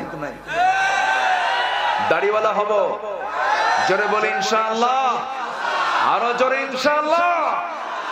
আজকে থেকে যারা দাড়ি কেটেছেন আজ পর্যন্ত আর জীবনে দাড়িতে খুর লাগাবেন না, এমন সিদ্ধান্ত নেবেন। কারা কারা হাত তুলে দেখান। দাড়িওয়ালা তোলে কেন? যারা যারা খুর লাগিয়েছেন আর লাগাবেন না নতুন করে, কারা কারা আছেন হাত তুলেন দেখি।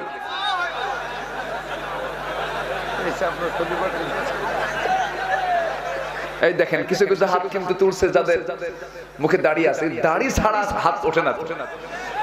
হয়তো অনেকে বলতেছে হুজুর হুজুর বিয়েই তো করি নাই, এরকম এরকম বেকায়দা প্রশ্ন আছে না? বলেন তো।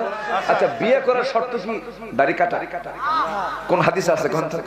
বিয়ে করিতে হইলে দাড়ি কাটিয়ে বিয়ে করিতে হইবে, এটা আছে কথা না। হয়তো বলবেন যে মেয়ে তো পাবো না, যে মেয়ে দাড়ি পছন্দ করে না সেই মেয়েকে বিয়ে করার ঠেকাও না, ঠিক কিনা? ঠিক আছে না? যে মেয়ে দাড়ি পছন্দ করে না সেই মেয়েকে বিয়ে করার দরকার নাই, বাস ক্লিয়ার। অতএব আপনি ভালো মেয়ে পেতে হলে দাড়িওয়ালা হতে হবে, ঠিক কিনা? আপনি দাড়িওয়ালা হবেন, চাবেন আল্লাহর কাছে, আল্লাহ আমার মুখে সুন্নাহ আছে, আমি নামাজ পড়ি, আল্লাহ তুমি আমার একটা ভালো বউ জুটাইয়া দাও, ভালো পাবে। আর দাড়ি ছাড়া ওই জন্ডিস মার্কা পাবে, ঠিক কিনা? কষ্ট দিলা? এগুলো কথা কি বলার দরকার আছে? ভালো ভালো মা আছে না নাই? ভালো বোন আছে না? ভালো বোন আছে। আপনি ভালো হবেন, ভালো পাবেন। আয-যানি লা ইয়ানকিহু ইল্লা জানিয়া, একটা আয়াত আছে। ভালো ভালো পাবে, মন্দ মন্দ পাবে। আমরা ভালো হয়ে ভালো খুঁজবো, জোরে বলি ইনশাআল্লাহ, আর জোরে বলি ইনশাআল্লাহ। সম্মানিত ভাইরা, বন্ধু হতে হবে সত্যবাদী, বন্ধু হতে হবে জ্ঞানী। মূর্খ এবং মিথ্যুক বন্ধু হবে না। তাহলে দুটো শ্রেণী গেল, আরো কয়টা আছে? তিনটা। আমি একটা একটা করে শোনাবো। এইদিকে আমরা আসি একটু আয়াতের দিকে। আল্লাহ পাক বলছেন তোমরা তিনজনকে বন্ধু বানাও। কয়জনকে বন্ধু বানাও? তিনজনকে বন্ধু বানাও। আমার ভাইরা, তোমার বন্ধু কারা কারা হবে? আল্লাহ রাব্বুল আলামিন সূরা মায়েদার 55-56 নম্বর আয়াতে সুন্দর করে বলছেন, ইন্নামা ওয়ালিয়্যুকুমুল্লাহু ওয়া রাসূলুহু ওয়াল্লাযীনা আমানু الذين يقيمون الصلاة ويؤتون الزكاة وهم راكعون। জোরে বলি আল্লাহু আকবার। নিঃসন্দেহে তোমাদের বন্ধু হবে তিনজন। নাম্বার 1, তিনি তোমার বন্ধু হবেন যার হাতে তোমার প্রাণ, যার হাতে তোমার জীবন। তিনি কে? আসতে বলবেন না তিনি কে? আসেন দোয়া করে দেই। ওঠে কেন, যায় কেন? জান কেন? একজন দুজন করে যদি ওঠেন তাহলে তো আলোচনার পরিবেশ নষ্ট হয়ে যাবে।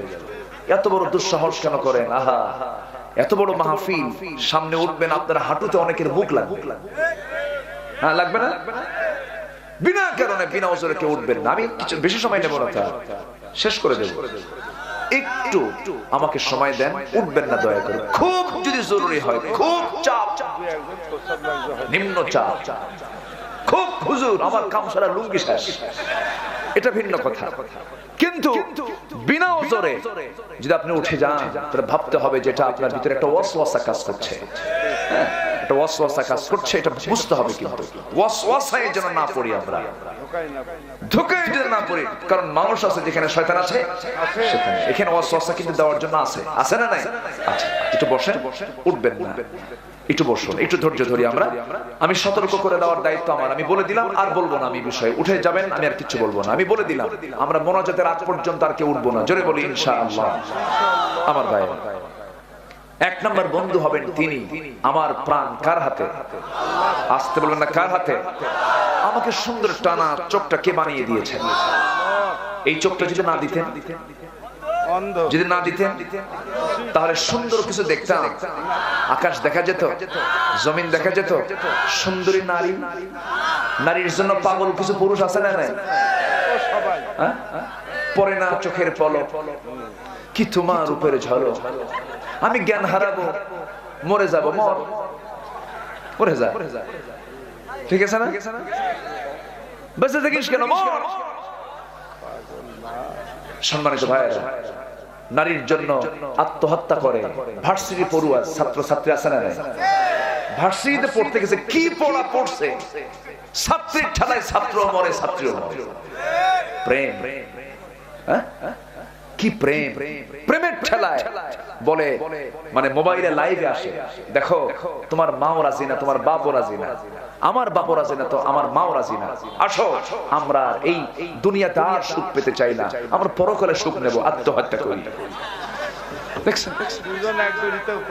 আবার দুজন, কি প্রেমের মজা, এক দড়িতে, এই যে মুরব্বী বলতেছে, এক দড়িতে দুজন একসঙ্গে আত্মহত্যা করে।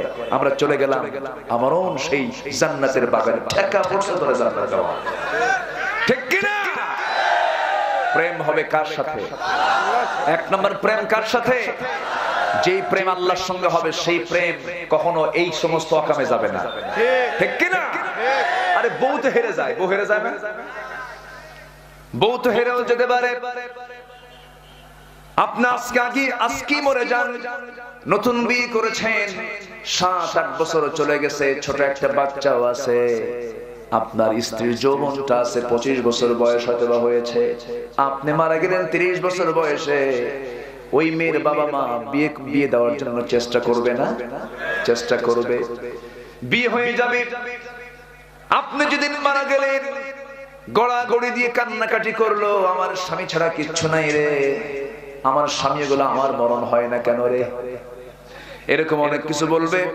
বলে বলে যারে জার হয়ে যাবে, সন্তানটা নিয়ে কোলের মধ্যে কাঁদবে।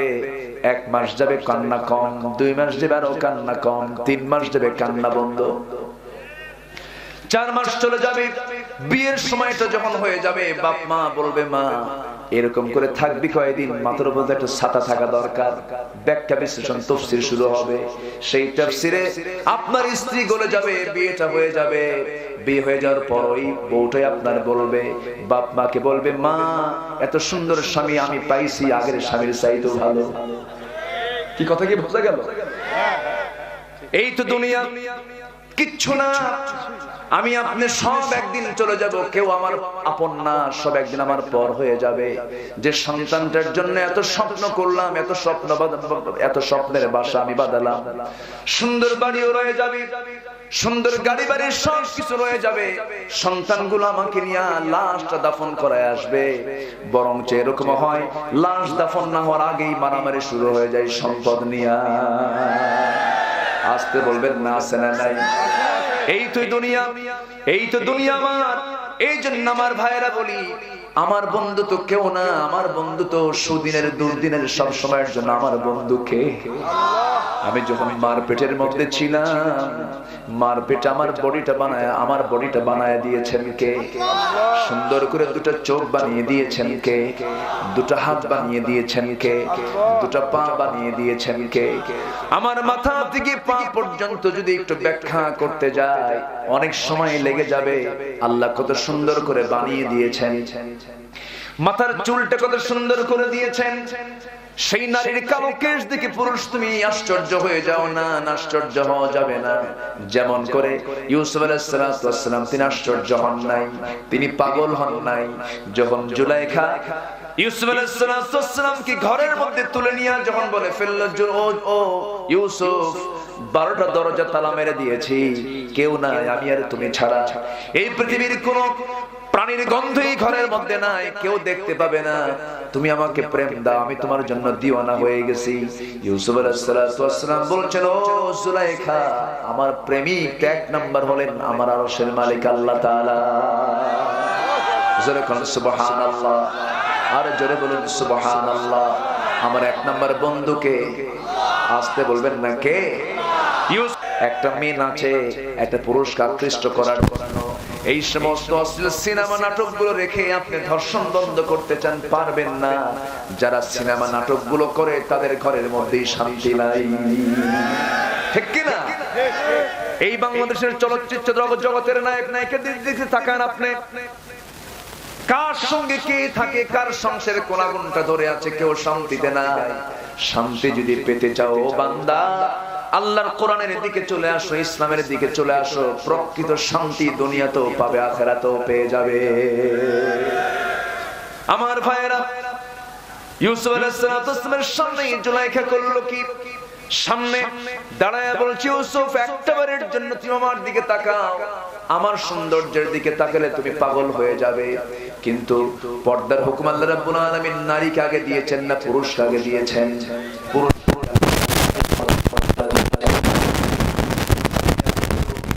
আবসারিহিম, চক্ষুটা নারীর দিকে না নিচের দিকে? বলেন নারীর দিকে না নিচের দিকে? নিচের দিকে নিতে হবে। এটাই হলো জিহাদ। এটা কি? আরো জোরে কম, আরো জোরে। এটাই হলো জিহাদ। নিচের দিকে তাকালাম আর তাকাবো না। আল্লাহ বলবেন, বান্দারে এত বড় জিহাদ যখন তুই করলি, সবচেয়ে বড় মুজাহিদের পরিচয় তুই তো দিলি। জিহাদের ময়দানে রক্ত ঝরানো যত বড় জিহাদ, তার চাইতে বড় জিহাদ হলো যে বান্দার নফসের বিরুদ্ধে জিহাদ করতে পেরেছে। জোরে বলি সুবহানাল্লাহ। আমার ভাইয়েরা, ইউসুফ আলাইহিস সালামকে বারবার বলা হয়, ও ইউসুফ তুমি আমার দিকে একটাবারের জন্য তাকাও। তাকানো তো দূরের কথা, তিনি নিচের দিকে তিনি চোখ মেরে মাটির দিকে তাকায় আছেন। বারবার বলা হয়, তিনি তাকান না। তাফসীরে এসেছে জুলাইখা করলো কি? চুলের খোপা ছেড়ে দিল। চুলের আকর্ষণ আছে না নাই? আস্তে আস্তে মানে আকর্ষণ নাই মনে হয়। মেয়েদের চুলে আকর্ষণ আছে না নাই? যে পুরুষ বলবে নাই ও পুরুষ না। মেয়েদের চুলে আকর্ষণ আছে না নাই? এখন পুরুষ পুরুষ মনে হচ্ছে। আকর্ষণ তো আছে মেয়েদের প্রতি। পুরুষের যদি আকর্ষণ না থাকে জান্নাতের হুর নিবেন কেমনে? হুর নিবেন না? দেখেন আস্তে আস্তে জান্নাতের হুর নিবেন না। ওদের বুড়া চাচাও কেন নেব? ওই যে বুড়া চাচা বাড়িতে যায়, যদি বুড়ি জানে তাহলে তো আপনার ঘুম পাড়া কঠিন।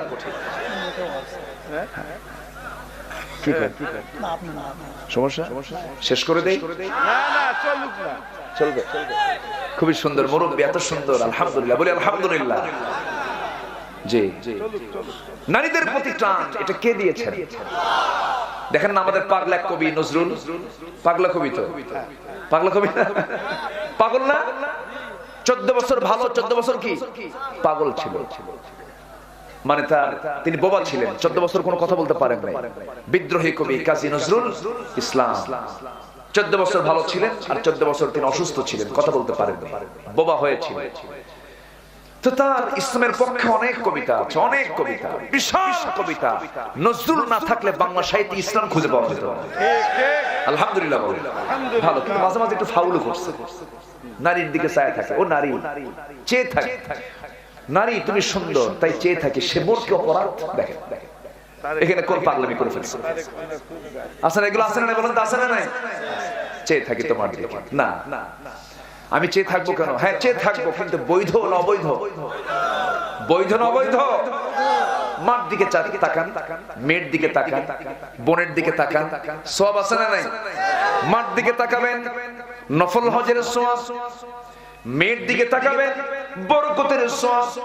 স্ত্রীর দিকে তাকাবেন, দুইজন ফেরেশতার সঙ্গে সঙ্গে আপনার আমলনামায় সওয়াব লেখা শুরু হবে। বইয়ের দিকে তাকাবো, বইয়ের সামনে মুস্কি একখান হাসি মারবো, বইয়ের সামনে বসে প্রেমের আড্ডা দেব, সময়টা দেব। বউকে নিয়ে একটু গল্প করব, বউকে নিয়ে আমি বেড়াতে যাব। আমার নবীজি কোথাও যখন যেতেন, লম্বা সফর হলে পরে বউ ছাড়া না বউ সহ। আসতে কম কেন? যত লম্বা সফর তত রাসূল কোনদিন একা একা যান নাই, বউকে সাথে নিয়ে গেছেন। হজ জীবনে করেছেন একবার, বউ ছাড়া না বউ সহ। বউ সহ, কারণ একটা মানুষের জীবনের সবচাইতে বড় বন্ধু হলো নিজের স্ত্রী। জোরে বলেন সুবহানাল্লাহ। এর চাইতে বড় বন্ধু আর কেউ নাই।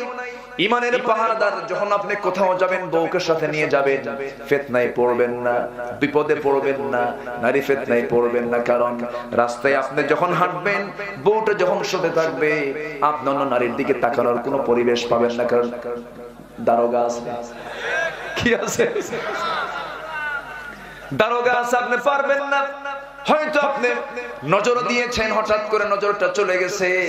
নজরটা আপনি দিয়েছেন আধা সেকেন্ড অথবা 1 মিনিট আপনি দেখেই ফেলেছেন, কিন্তু পাশে আপনার বউটা যদি একটাবারে এটা যদি রিমার্কিং করে নেয়, এটার কিন্তু ঝাল 3 দিন পরও হতে পারে, ঠিক কি না? 4 দিন পরও হতে পারে। যদি ওই মহিলাটা যদি চরিত্রবতী হয়, সেই সময় হয়তো কিছু বলবে না। হয়তো হঠাৎ করে আপনি ডাক দিচ্ছেন, সুইটি এইদিকে আসো। কিসের সুইটি? ঠিক কি না? তুমি রাস্তা অন্য মহিলার দিকে চায় দেখে এখন সুইটি কও, আমাকে ডাকো তুমি। আমার ভাইয়েরা, আমার নবীজি বলেন, ও সাহাবীরা, আমি আমার বউদের কাছে ভালো, তোমরা তোমাদের বউদের কাছে ভালো হয়ে যাও। আল্লাহর কসম করে বলি, এই পৃথিবীতে সেই লোকটাই সবচাইতে আল্লাহর বড় ওলি, যে তার নিজের বউয়ের কাছে ভালো। ঠিক কি না? মানুষের কাছে ভালো হয়ে লাভ নাই। বউ বলতে পারে আমার স্বামীটা কেমন, স্বামী বলতে পারে আমার বউটা কেমন। এই জন্য সার্টিফিকেট দুনিয়ার কোন একাডেমি থেকে না নিয়ে প্রত্যেক মানুষকে আগে বউয়ের কাছ থেকে নিতে হবে, প্রত্যেক মানুষকে তার স্বামীর কাছ থেকে নিতে হবে, মেয়েকে নিতে হবে স্বামীর কাছ থেকে। স্বামী যদি বলে আমার বউটা ভালো, ফেরেশতারা বলবেন আল্লাহ এই বান্দাটাও ভালো। জোরে বলেন সুবহানাল্লাহ। এই জন্য খুব মিল থাকতে হবে, মোহাব্বত থাকতে হবে। এই মোহাব্বতটা কে দিয়েছেন? আসতে বলবেন না, কে দিয়েছেন? আল্লাহ দিয়েছেন। যৌবন বয়সে যে মোহাব্বতটা থাকে সেটা একটা আলাদা মোহাব্বত। আবার এই স্বামী স্ত্রী যখন বুড়া হয়ে যায় তখন হয়ে যায় একটা মোহাব্বত। যৌবনকালে যৌবনের টানে মোহাব্বত আছে না নাই? আর বুড়াকালে কি যৌবন থাকে নাকি? সেই সময় কিসের মোহাব্বত? হৃদয়ের টান, মনের টান, কি টান। কিছু কিছু বুড়ি বুড়ার যখন প্রেমটা আমরা দেখি, লক্ষ্য করি, দাদা দাদি যাদের ছিল তারা লক্ষ্য হয়তো করেছেন, দাদি হয়তো বোনের মেয়ের বাড়িতে বেড়াতে গেছে, দাদা একা একা ঘুম হয় না, রাতের বেলা ওকে ডাকে আর বলে তোর দাদি আসবে কখন রে, ঘুম তো হয় না। আছে না নাই বলেন? এই যে মোহাব্বতটা, এটা হলো হৃদয়ের টান, মনের টান। যৌবনের টান হচ্ছে নাভির নিচের দিকের অংশ দিয়া যৌবনের টানটা আসে মাঝে মাঝে, কিন্তু বুড়াকাল যখন চলে আসে ওই সময়টা প্রেম মজাটা কমে না বাড়ে? আসতে বলবেন না, কমে না বাড়ে? বেড়ে যায়। এটা হলো স্বামী স্ত্রীর কারণে। এই মোহাব্বত স্বামী স্ত্রী ছাড়া পৃথিবীর কোন জায়গায় মোহাব্বত খুঁজে পাওয়া যাবে না। আমার ভাইয়েরা, কিন্তু জুলাইখা করলো কি? অবৈধ প্রস্তাব দিয়ে ফেললো। তার স্বামী আছে না নাই? তাহলে এই নোংরামি ছিল পরকিয়া। কি ছিল? এক পক্ষপাতমূলক পরকিয়া। স্বামী থাকার পরও জুলাইখা তাকে প্রেমের প্রস্তাব কেন দিল? তবে এখানে একটা কথা বলে নেই, ম্যাক্সিমাম তাফসীর এসেছে জুলাইখা কখনো ইউসুফের দিকে আকৃষ্ট হতো না, কিন্তু আকৃষ্ট হওয়ার কারণ হলো তার স্বামী ছিল খোজা, তার স্বামী ছিল পুরুষত্বহীন। তার স্বামী কি ছিল? পুরুষত্বহীন ছিল, কিন্তু সে ছিল রাজা, সে ছিল কিং, সে ছিল আজিজে মিশর, মিশরের প্রধান।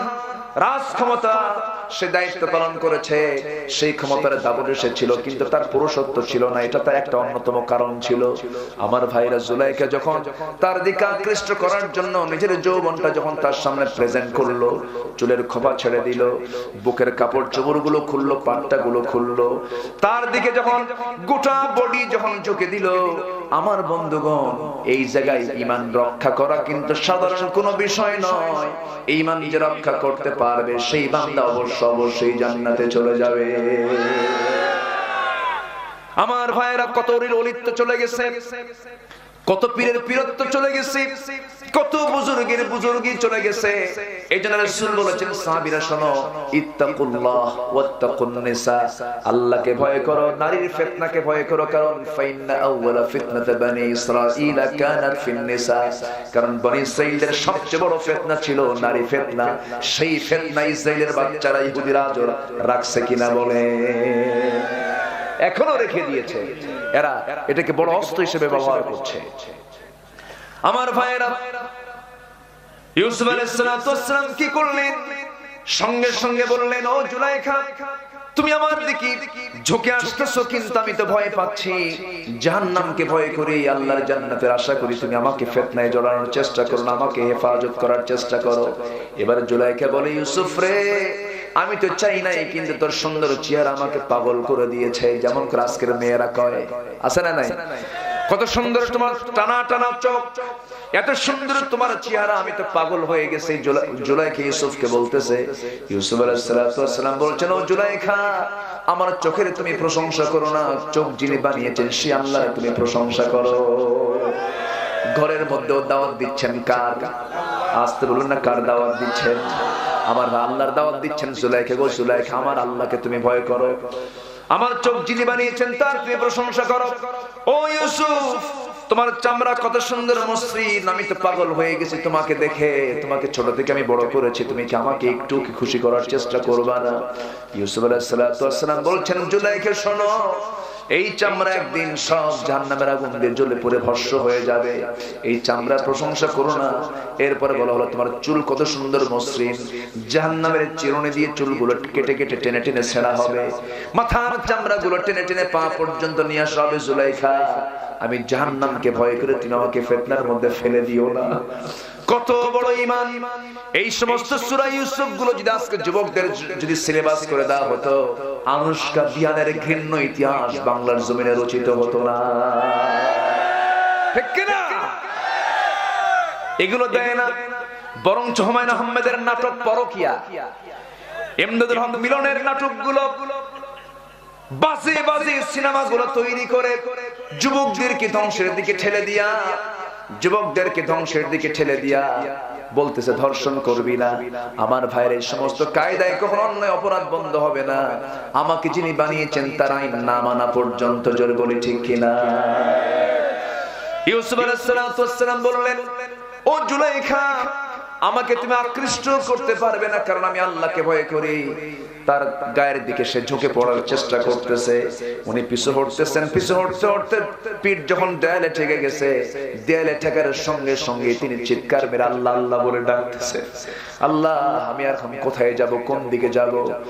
আকাশের দিকে তাকান, আকাশ বন্ধ, ডানে তাকান কিচ্ছু নাই, বামে তাকান কিচ্ছু নাই, সামনেও তাকাতে পারেন না, চক্ষু বন্ধ করে যখন আল্লাহকে বলছেন, আল্লাহ, আমার পিঠ তো দেওয়ালে ঠেকলো, এখন কি করা যায়? সঙ্গে সঙ্গে আল্লাহ তার হারুন পিতার ছবি যখন তার সামনে যখন তিনি দেখতে পেলেন, পিতার সামনে এমন চিন্তা তো আসে না, তখন তার ফিলিংস অন্যদিকে চলে গেল, চক্ষু বন্ধ করলেন, শেষ চেষ্টা করলেন, দরজার দিকে দৌড় মারার জন্য চেষ্টা চালালেন।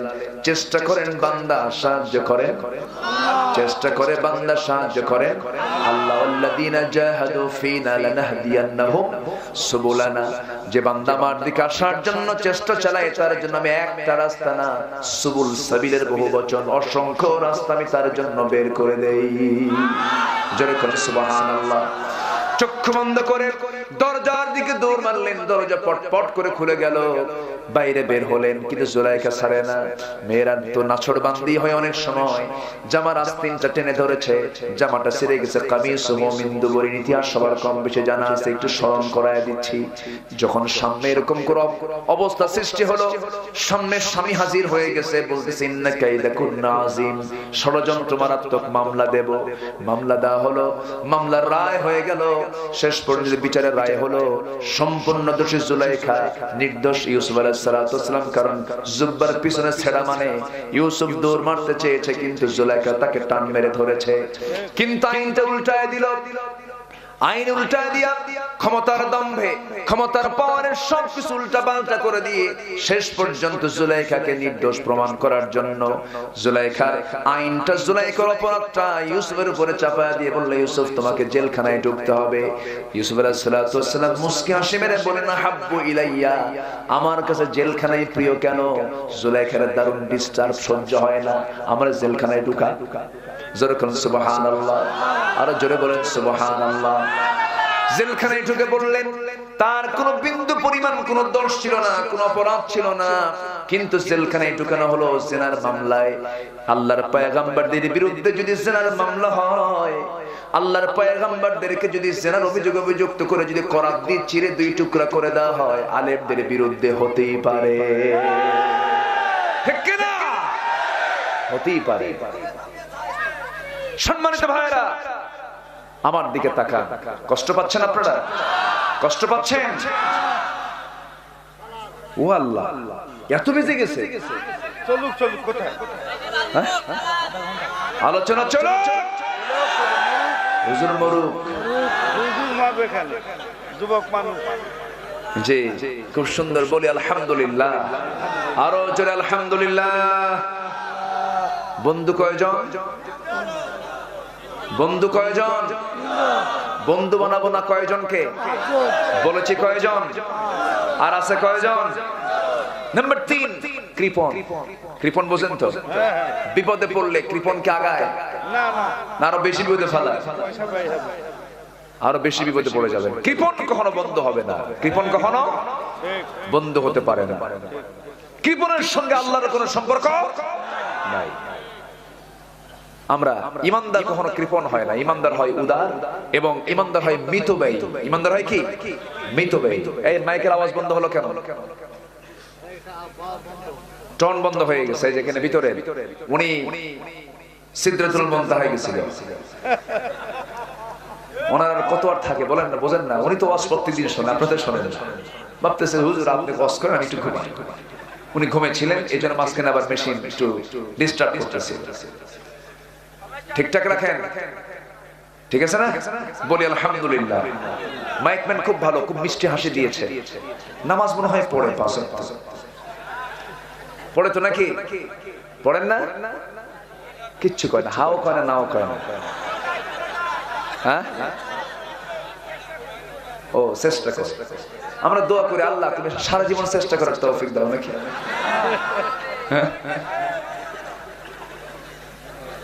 আল্লাহ তুমি নামাজি বানাও। জোরে বলি আল্লাহুম্মা আমিন।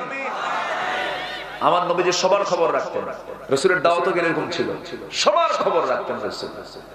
ছোট্ট একটা ছেলে আসছে, রাসূল বললেন তুমি কেমন আছো? ভালো। তোমার বাড়ির পাখিটা কেমন আছে বলো তো? ছোট্ট সাহাবী কেঁদে ফেলে বলছে, হুজুর আপনি আমার পাখির খবরটাও নিলেন। সুবহানাল্লাহ বলেন। বিশ্ব নবী কি মানের তিনি ছিলেন, বলি আলহামদুলিল্লাহ। জোরে বলি আলহামদুলিল্লাহ। কৃপণ হওয়া যাবে না, আবার অপচয়কারীও হওয়া যাবে না। যেখানে আমার একটা হলেই চলে, সেই জায়গায় 3টা করা যাবে না। বিলাসিতা করা যাবে না। বিলাসিতা হবে সে হচ্ছে অপচয়কারী। সে কি? শয়তানের বন্ধু, শয়তানের বন্ধু, শয়তানের ভাই। সে শয়তানের কি ভাই? এটা কার ঘোষণা? আল্লাহর ঘোষণা। আবার কৃপণ হওয়া যাবে না। আল্লাহ রাব্বুল আলামিন বলেন, لا تجعل يدك مغلولة إلى عنقك ولا تبسطها كل البسط। তুমি তোমার হাতটাকে ঘাড়ের সঙ্গে বেঁধে রেখো না, মানে কৃপণ হয়ে যেও না। আবার হাতটা এমন ভাবে ছেড়ে দিও না যেন তোমার দ্বারা বিন্দু পরিমাণ কোনো অপচয় হয়। অপচয় করো না। আবার কৃপণ হয়ো না, মাঝখান পর্যন্ত তুমি মিতবাহী থেকে যাও, যা লাগবে তা খরচ করো, যা লাগবে না তা খরচ করার কোনো প্রয়োজন নাই। আল্লাহ বলছেন বান্দা এটা হয়ে যাও, কৃপণ হয়ো না। কৃপণ আমার কখনো বন্ধু হতে পারে না। নাম্বার 4 হলো কাপুরুষ, ভীত পুরুষ। বিপদে পড়ে গেছেন, দেখবেন ও আপনার উপকার তো দূরের কথা বলবে, বাবা আপন চাচা আপন প্রাণ বাঁচা। এরকম কিছু লোক আছে না নাই? বাবা ওই জায়গায় যাওয়া যাবে না, মামলা খাবো, তুই খা, তোর 14 গোষ্ঠী খা, আমি মরি আমি বাঁচি, আছে না নাই বলেন? এই জাতীয় লোক কখনো বন্ধু হবে না। এই জাতীয় লোককে কখনো বন্ধু বানানো যাবে না। সাহসী পুরুষকে বন্ধু বানাতে হবে। আপনি বিপদে পড়বেন না, আপনার জন্য উপকার হবে এটা। আমার বন্ধুগণ, নাম্বার 5 হলো ফাসিক লোক, পাপিষ্ঠ লোক কখনো বন্ধু হবে না। ফাজির যখন, ফাসিক যখন, তারা কখনো বন্ধু হতে পারে না। কারণ আপনার পাপের কালিমা আপনার গায়ে লেগে দিতে পারে, তার পাপ আপনার গায়ে চলে আসতে পারে। এই জন্য পাপিষ্ঠ নরকম ব্যক্তি কখনো ইমানদার বান্দার বন্ধু হবে না। আমার ভাইয়েরা, বন্ধু হবে কারা? 3 শ্রেণী বন্ধু হবে। 1 নাম্বার হচ্ছে আমার আল্লাহ তাআলা। সে আল্লাহর কাছে আমরা ফিরে যাব, ফিরবো না? আমরা ফিরে যাব না? আমরা আসল বাড়িতে যেতে চাই, জোরে বলি ইনশাআল্লাহ। আমার বাপ দাদার বাড়ি কোথায়? কালীগঞ্জ। কিছুই কয়। আমার বাপ দাদার বাড়ি কোথায়? জান্নাতে। আমরা ফিরে যেতে চাই কোথায়? ফিরে যেতে চাই আমরা জান্নাতে। জাহান্নামটা হলো বিপদের পথ, সেই পথে আমাকে আপনাকে যাওয়া যাবে না। জান্নাত পাওয়ার জন্য প্রীত করব, মোহাব্বত করব, প্রেম করব, মোহাব্বত করব, ভালোবাসবো। 1 নাম্বার কাকে? আল্লাহকে আমরা ভালোবাসবো। আল্লাহ বান্দাকে প্রশ্ন করে বলছেন, كيف تكفرون بالله وكنتم أمواتا فأحياكم ثم يميتكم ثم يحييكم ثم إليه ترجعون। জোরে বলি আল্লাহু আকবার। বান্দা তুমি আমাকে কেমন অস্বীকার করো? তুমি তো নিষ্প্রাণ ছিলে, আমি তোমাকে প্রাণ দিয়েছি, আবার তোমাকে আমি মৃত্যু করব, আবার তোমাকে জিন্দা করব, আমার কাছেই তোমাকে ফিরে আসতে হবে। ও বান্দা, তুমি আমাকে ভুলে যেও না, মনোযোগ দিয়ে নামাজটা পড়ো, আমার সঙ্গে প্রেম করো। আজান যখন শুনবো তখন চলে যাব কোথায়? আসতে বলবেন না, কোথায় চলে যাব? কথা বলেন নাই, মেয়ে নিয়েও কথা বলেন নাই, বউ বাচ্চা নিয়ে কথা বলেন নাই, সম্পদ নিয়ে কথা বলেন নাই। আমার নবীর জীবনের শেষ কথা একটাই ছিল, সাহাবীরা ও আমার আয়েশা, আমার উম্মতকে জানিয়ে দিও, আমার উম্মতরা যেন আল্লাহর সঙ্গে প্রেম করতে নিয়ে একটা বিষয় খেয়াল করে, আসসালাত আসসালাত আইমা মালাকাত আইমানুকুম। আমার উম্মতরা যেন 5 ওয়াক্ত নামাজ যেন কখনো না ছেড়ে দেয়। সবাই কি নামাজ পড়তে রাজি আছি? 5 ওয়াক্ত নামাজ পড়বেন। কার একটা হাত তুলে দেখান, চিৎকার মেরে বলি ইয়া আল্লাহ। আরো যে আম্মা জান আয়েশা, তিনি হাদিসটা বর্ণনা করেন, রাসূল আমার ঘরে আসলেন, আমি রাসূলকে শোয়ায় দিলাম, বালিশ দিলাম, বালিশ নিলেন না। রাসূল বলছেন, আয়েশা তোমার উরুটা বিছায় দাও। সুবহানাল্লাহ বলবেন না? উরুতে মাথা রাখলেন, শুয়ে পড়লেন। প্রচন্ড মাথা ব্যথা, যন্ত্রণায় ছটফট করছেন। আমার নবীজি বলছেন, আজান হয়ে গেল, দেখি আমি চেষ্টা করি মসজিদে যাব। নামাজের কি নেশা! সেই উম্মতে মুহাম্মাদের নামাজের নেশার দরকার আছে না নাই? যে আল্লাহকে ভালোবাসবে তার নামাজের নেশা থাকবে 16 আনা, ঠিক কি না? তার নামাজের নেশা থাকবে কয় আনা? 16 আনা। আমার নবীজি বলছেন, আমি একটু মসজিদে যাওয়ার চেষ্টা করি। দাঁড়াতে নেই, মাথা চক্কর মেরে পড়ে গেলেন। বললেন, আয়েশা আমার বুঝি জামাতে নামাজ হবে না? তোমার বাবাকে ডাক দিয়ে বলো আমার মুসাল্লায় দাঁড়ায় যেন আমার দায়িত্বটা পালন করে। অর্থাৎ তিনি বুঝাইয়া দিলেন, আমার পরবর্তী এই রাষ্ট্রের দায়িত্ব পালন করবে আমার আবু বকর। সুবহানাল্লাহ বলবেন না? নেতৃত্ব আসবে অন্য জায়গায় না, নামাজের জায়গায়। নামাজ থেকে নেতৃত্ব আসবে, ঠিক কি না? যে নেতৃত্বে নামাজ নাই সেই নেতৃত্বে আমরা জুতা মারি, ঠিক কি না? যে নেতৃত্বে ইসলাম নাই সেই নেতৃত্বে আমরা থুতু মারি, ঠিক কি না? বাস, এটা হোক আমাদের মূল আজকে মূল সিদ্ধান্ত। সবার মনে থাকবে?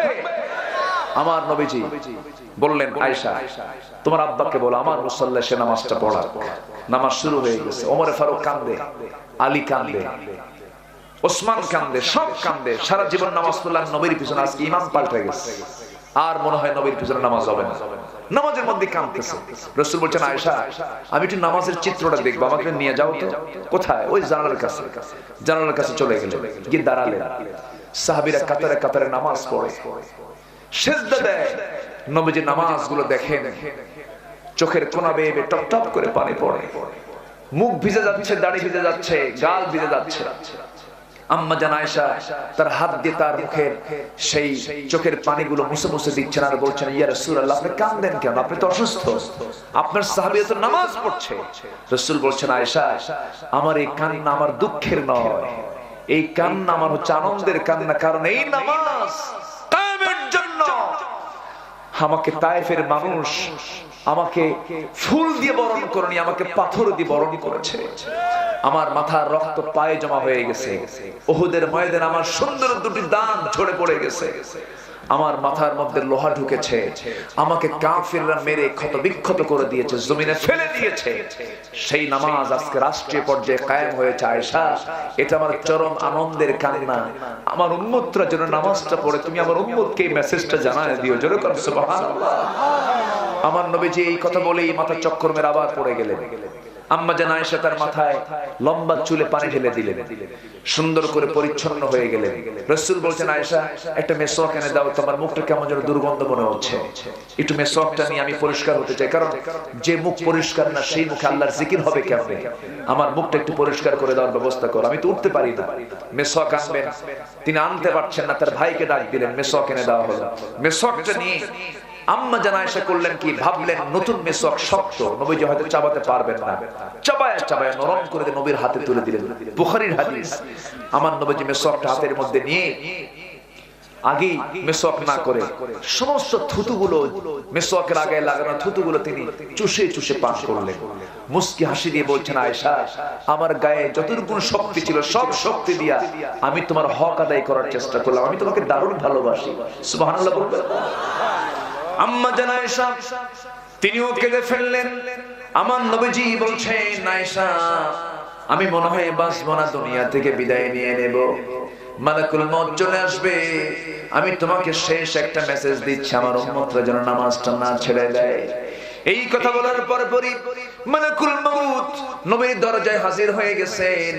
নবীজি বলছেন, ও মালাকুল মউত, তুমি ভিতরে চলে আসো। হুজুর, আপনি পারমিশন দিলে ভিতরে ঢুকবো, তাছাড়া ঢুকতে পারবো না। নবীর সামনে আস্তে করে বসে বলছেন, ইয়া রাসূলুল্লাহ, আজকে আপনার জান কবজ করতে এসে আমার গা পা থরথর করে কাঁপে, আমি কেমন করে আপনার জানটা কবজ করব? যদি কোনো বেয়াদবি হয়ে যায় আপনি আমাকে মাফ করে দিয়েন, তবে এতটুকু ওয়াদা করছি, আমি আপনার জানটা আজকে অত্যন্ত আসান করে সহজ করে আপনার জানটা কবজ করব। হুজুর, আল্লাহ যেহেতু আমাকে দায়িত্ব দিয়েছেন, দায়িত্বটা পালন করতেই হবে। মালাকুল মউত আস্তে করে তার পাশে বসে গেলেন। বুকের উপরে মালাকুল মউত নবীর বুকের উপরে হাতটা যখন রেখে যখন অপারেশন শুরু করবেন, নাজিআতি গারকা, এই রূহ বের করার অপারেশনের অবশ্যই কষ্ট আছে না নাই? আসতে বলবেন, না আছে না নাই? ওয়াজাআত সাকরাতুল মাউত বিল হক, যালিকা মা কুনতা মিনহু তাহিদ। সাকরাতুল মাউত, মৃত্যুর যন্ত্রণা সমস্ত প্রাণীর জীবনে আছে না নাই? আছে। যখন বুকের উপরে হাতটা রাখা হলো, আমার নবীজি চিৎকার মেরে উঠে বলছেন, আজরাইল রে, মালাকুল মউত, তুমি আমাকে আদর করে নাকি জানটা কবজ করবে। তোমার হাত যখন আমার বুকে যখন পড়েছে, তখন যেন মনে হলো 12 মাইল লম্বা উহুদ পাহাড় আমার বুকের উপরে চেপে বসেছে। আবার যখন হাতটা রাখা হলো, আমার নবীজি ঝাঁটা মেরে তার হাতটা সরায়া দিলেন। সরায়া দিয়ে বলছেন, আজরাইল রে, এবার যেন মনে হলো আসমান যেন তুমি আমার বুকে চাপায়া দিয়েছো। আবার যখন হাতটা তৃতীয়বারের মতো রাখা হলো, আমার নবীজি চিৎকার মেরে হাত সরায়া দিয়ে বলছেন, এবার যেন মনে হলো গোটা দুনিয়া যেন তুমি আমার বুকে চাপায়া দিয়েছো। ওরে আজরাইল, এই যে হয় মৃত্যুর যাতনা, মৃত্যুর কষ্ট, মৃত্যুর যন্ত্রণা, সব কষ্টগুলো, সব যন্ত্রণাগুলো আমাকে দিয়ে দাও, কিন্তু মরণের সময় আমার উম্মতরা এত কষ্ট পাবে, আমি তার নবী হয়ে সইতে পারবো না রে। আমার উম্মতরা এত কষ্ট করবে কেন? আমার সব কষ্টটা দিয়ে দাও। আমার নবীজি মরণের সময় কারো চিন্তা করেন নাই, চিন্তা করেছেন আমার। এই জন্য আমার ভাইরা, আমার বন্ধু হলেন 3 জন। নাম্বার 1 হচ্ছেন আল্লাহ, নাম্বার 2 হচ্ছেন মুহাম্মদ সাল্লাল্লাহু আলাইহি ওয়াসাল্লাম, নাম্বার 3 হলো ওয়াল্লাযীনা আমানুল্লাযীনা ইউকিমুনাস সালাহ ওয়া ইউতুনাস যাকাহ।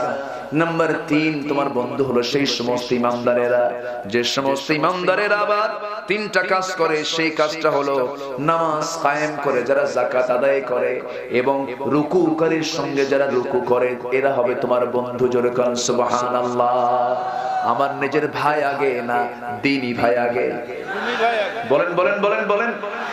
নিজের ভাই যদি কাফের হয়, নিজের ভাই যদি মুনাফিক হয়, নিজের ভাই যদি ফাসিক হয়, সে আমার কেউ না, আমার আগে হলো ইমানদার ভাই। জোরে কোন ঠিক কিনা? আত্মীয়তার বন্ধন ঠিক আছে, ঠিক আছে, সমস্যা নেই, আত্মীয়তার বন্ধন আমরা অবশ্যই টিকে রাখবো, ভালো কথা। কিন্তু আমার আপনার সম্পর্ক হাসর পর্যন্ত গড়াবে আত্মীয়তা দিয়া না ঈমান দিয়া? আসতে বলবেন না কি দিয়া? ঈমানের সম্পর্ক হলো মূল সম্পর্ক। এই সম্পর্কের বাঁধনটা মজবুত করব আমরা। এই আলোচনার বিস্তারিত ব্যাখ্যা দিতে গেলে আরো 2 ঘন্টা সময় লেগে যাবে, শর্ট করে আমি বললাম। এরপর আল্লাহ বলছেন শোনো, এইরকম করে আল্লাহ এবং রাসূলকে যারা এবং ইমানদারকে যারা বন্ধু বানাবে, আল্লাহ বলছেন ওই বান্দারাই, ওই টিমটাই হবে আল্লাহর দল। কার দল বলেন? আল্লাহর দল। আর ওই দলটাই হবে পরাজিত না বিজয়ী? পরাজিত না বিজয়ী? আল্লাহ তুমি সবাইকে বোঝার তৌফিক দাও। জোরে বলি আমিন, আরো জোরে আমিন, আরো জোরে সুম্মা আমিন। যতটুকু হয়েছে বলি আলহামদুলিল্লাহ। জোরে বলি আলহামদুলিল্লাহ। যে যেখানে আছেন বসে পড়ি আমরা। হ্যাঁ বসেন, দোয়া করবেন না আপনারা? কি বলতেছে এগুলো? আমার কি প্রশ্ন, মহিলারা মোটরসাইকেলে কিংবা প্রাইভেট চালাতে পারবে কিনা?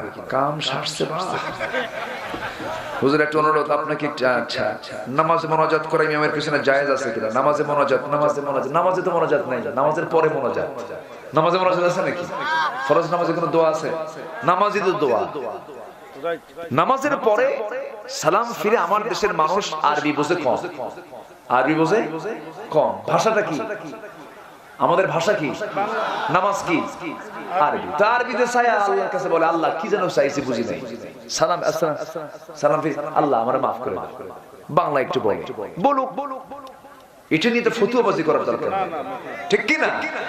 দোয়া করুক, সমস্যা কি? বেদাত হারাম, তুই নিজেই হারাম, ঠিক কি না? বলার দরকার আছে এগুলো। আচ্ছা, এরপরে বেতের নামাজ, তারাবি নামাজ, এই সমস্ত বিষয় নিয়ে বিভ্রান্তি ছড়ায়। বুকে হাত বাঁধা, নাবিতে হাত বাঁধা, আমি নাচতে বলা, জোরে বলা, এগুলো কোনো বিষয়ই না, এগুলো কোনো সাবজেক্ট। আল্লাহ এগুলো প্রশ্নই করবেন না, কোনো প্রশ্নই করবেন না আল্লাহ এগুলো নিয়ে। ফরজ ওয়াজিবের মধ্যে এগুলো পড়ে না। বলে যে যারা বুকে হাত বাঁধে এটা বেদাত, যারা নাবিতে হাত বাঁধে এটাও বেদাত। এখন সাধারণ মানুষ কি মনে করবে? এখন কোথায় বাঁধবে? বাঁধার জায়গা তো নাই, বুকও নাই, নাবিও নাই, এখন কই বাঁধবে? শেষে বাধ্য হয় আল্লাহু আকবার কপালে। কথা বুঝেন নাই? তোমার ফতুয়ায় যদি বান্দা বন্ধ হয়, নামাজিতে বন্ধ হয়ে গেল। দল্লিন না জল্লিন লাগছে গন্ডগোল। 2 গ্রুপ লাঠি নিয়ে ধরছে সলিমুদ্দিন, মাঝখানে সিপা গলির মধ্যে সলিমুদ্দিন পড়ে গেছে। ওই দিক থেকে দল্লিন লাঠি, এদিকে জল্লিন লাঠি। এই তুই দল্লিন না জল্লিন? ভাই নামাজি পড়ি না তো ওই তো ভালো আছে, ঠিক কি না? অতএব ফিতনা সৃষ্টি করে। আল ফিতনাতু আশাদ্দু মিনাল কতল, আল ফিতনাতু আশাদ্দু মিনাল কতল। বিপর্যয় সৃষ্টি করা হত্যার চেয়েও জঘন্য কাজ। এজন্য এই সমস্ত কাজগুলো করা যাবে না। মোটরসাইকেলে মেয়েরা চড়বে কেন? ঠিক কি না? মেয়েরা তো হার্ড ওয়ার্কে যাবে কেন? হ্যাঁ, আপনি গাড়িতে চড়তে পারেন। আপনি যদি 4 চাকা গাড়ি, যেহেতু ঢাকা আছে, ঢাকানো আছে, আপনি এই ক্ষেত্রে আপনি ইউজটা করতে পারেন। কিন্তু মোটরসাইকেল একটা ঝুঁকিপূর্ণ যানবাহন, এটা তো কোনো পুরুষের, মানে যে বয়স্ক লোক যারা, এনাদের হুন্ডা চালান জায়েজ নেই। কি কথা কি বুঝতেছেন আপনি? কারণ এনাদের সেই স্ট্রাবল, হ্যাঁ, আরো জোরে চালায়, বান্দা রাখবেন। ওসব ছেলে পিলে আমার গাড়ি এলে সালাম যাবে না তো। বয়স্ক লোক তো, বয়স্ক লোকের জন্য হুন্ডা, এটা তো মোটর সাইকেল না, এটা মরণ সাইকেল। কি সাইকেল? তো ভাবির জীবন নষ্ট করার কি দরকার? আপার জীবন নষ্ট করার কি দরকার? মোটর সাইকেল তার গাড়ি চালাবে, সমস্যা। গাড়ি চালাক, 4 চাকা গাড়ি যদি থাকে চালাবে ওখানে। আচ্ছা, পর্দার পরিবেশ নিয়ে পর্দার পরিবেশ রক্ষা করে যদি পারে ভিন্ন কথা, কিন্তু শর্ত কি? পর্দা। শর্ত কি? পর্দা। এটা মাথায় রাখতে হবে। আচ্ছা আচ্ছা, মোটরসাইকেল পর্দা হয়? আচ্ছা, আমি আর কি বুঝাবো?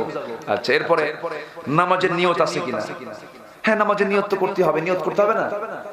ওযুর সময় কিসের নিয়ত থাকে? ওযু যখন করে তখন কিসের নিয়ত করে? ওযুর নিয়ত। ওযু করে কিসের জন্য? ইযা কুমতুম ইলা সলাতি ফাগসিলু ওজুহাকুম। যখন তুমি নামাজে দাঁড়াবা তখন তুমি কি করবা? ওযু করবা। তাহলে ওযু করার উদ্দেশ্য কি? নামাজ। তাহলে ওযু ফজরের সময় ওযু করতেছি, আসরের নিয়ত নাকি? না, ফজর যোহরের সময়। তাহলে ওযুর সময় তো নিয়ত হয়ে গেছে। ঠিক ঠিক বাস হয়ে গেছে। ওইরকম গদ্ধরা কোনো নিয়ত বলার দরকার নাই। নাই। শেষ। কথা বোঝা গেল? কোরআন আছে। আচ্ছা, এরপরে আর কি? শেষের পাশে এরপরে সুদ খাওয়া কি? দেখছেন, সুদ খাওয়া ওয়াজিব নাকি খবর আপনি বলেন? ও কিছু আচ্ছা, হ্যাঁ, হকের উপরে আমার একজন বললে যদি বললি করবেন। জি, আসুন আমরা দোয়া করি। আমরা চাইবো কার কাছে? আল্লাহর কাছে আমরা চাইবো। গজল শুনবেন? গজল শুনতে চান? আজকে না কালকে? কালকে? আচ্ছা আচ্ছা, আমি তো গজল এরকম পারিও না, হয়ও না। ও আমাদের এতিমখানা। আচ্ছা আচ্ছা, এতিমখানায় তো আমিও মাফ করে দাও, মাফ করে দাও মাওলা তোমার রহমান নাম নিয়ে। রুকনুজ্জামান আসছিল না? রুকনুজ্জামান গান তো শুনছেন আপনারা, আমার মুখে শুনবেন। মাফ করে দাও মাওলা তোমার রহমান নাম নিয়ে, কবুল করে নাও গো দয়াল, কবুল করে নাও গো দয়াল এই গুনাহগার বান্দারে মাফ করে দাও। যত গুনাহ করি মাওলা গোপনে, সকল গুনাহ মাফ করে দাও নিজ গুণে। যত গুনাহ করি মাওলা গোপনে, সকল গুনাহ মাফ করে দাও নিজ গুণে। তুমি যদি দাও তড়ি যাবো কার কাছে, তুমি ছাড়া মালিক আমার আর কি কেহ আছে। রহিম তুমি দয়ার সাগর, রহিম তুমি দয়ার সাগর, কবুল করো আমারে মাফ করে দাও। বলেন, মাফ করে দাও মাওলা তোমার রহমান নাম নিয়ে, মাফ করে দাও মাওলা তোমার রহমান নাম নিয়ে। তোমার হুকুম ছাড়া কেহ লড়ে না, তোমার আদেশ ছাড়া কেহ বাঁচে না। যেই পথেতে চললে আল্লাহ পাইব তোমায়, সেই পথেতে চালাও আল্লাহ আমি অসহায়। তোমার পথে আমার জীবন কবুল করো আমারে মাফ করে দাও, মাফ করে দাও মাওলা তোমার রহমান নাম নিয়ে।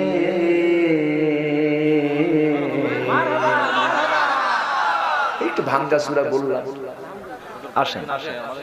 মারা গেছে জি, আমরা আর একজন অসুস্থ।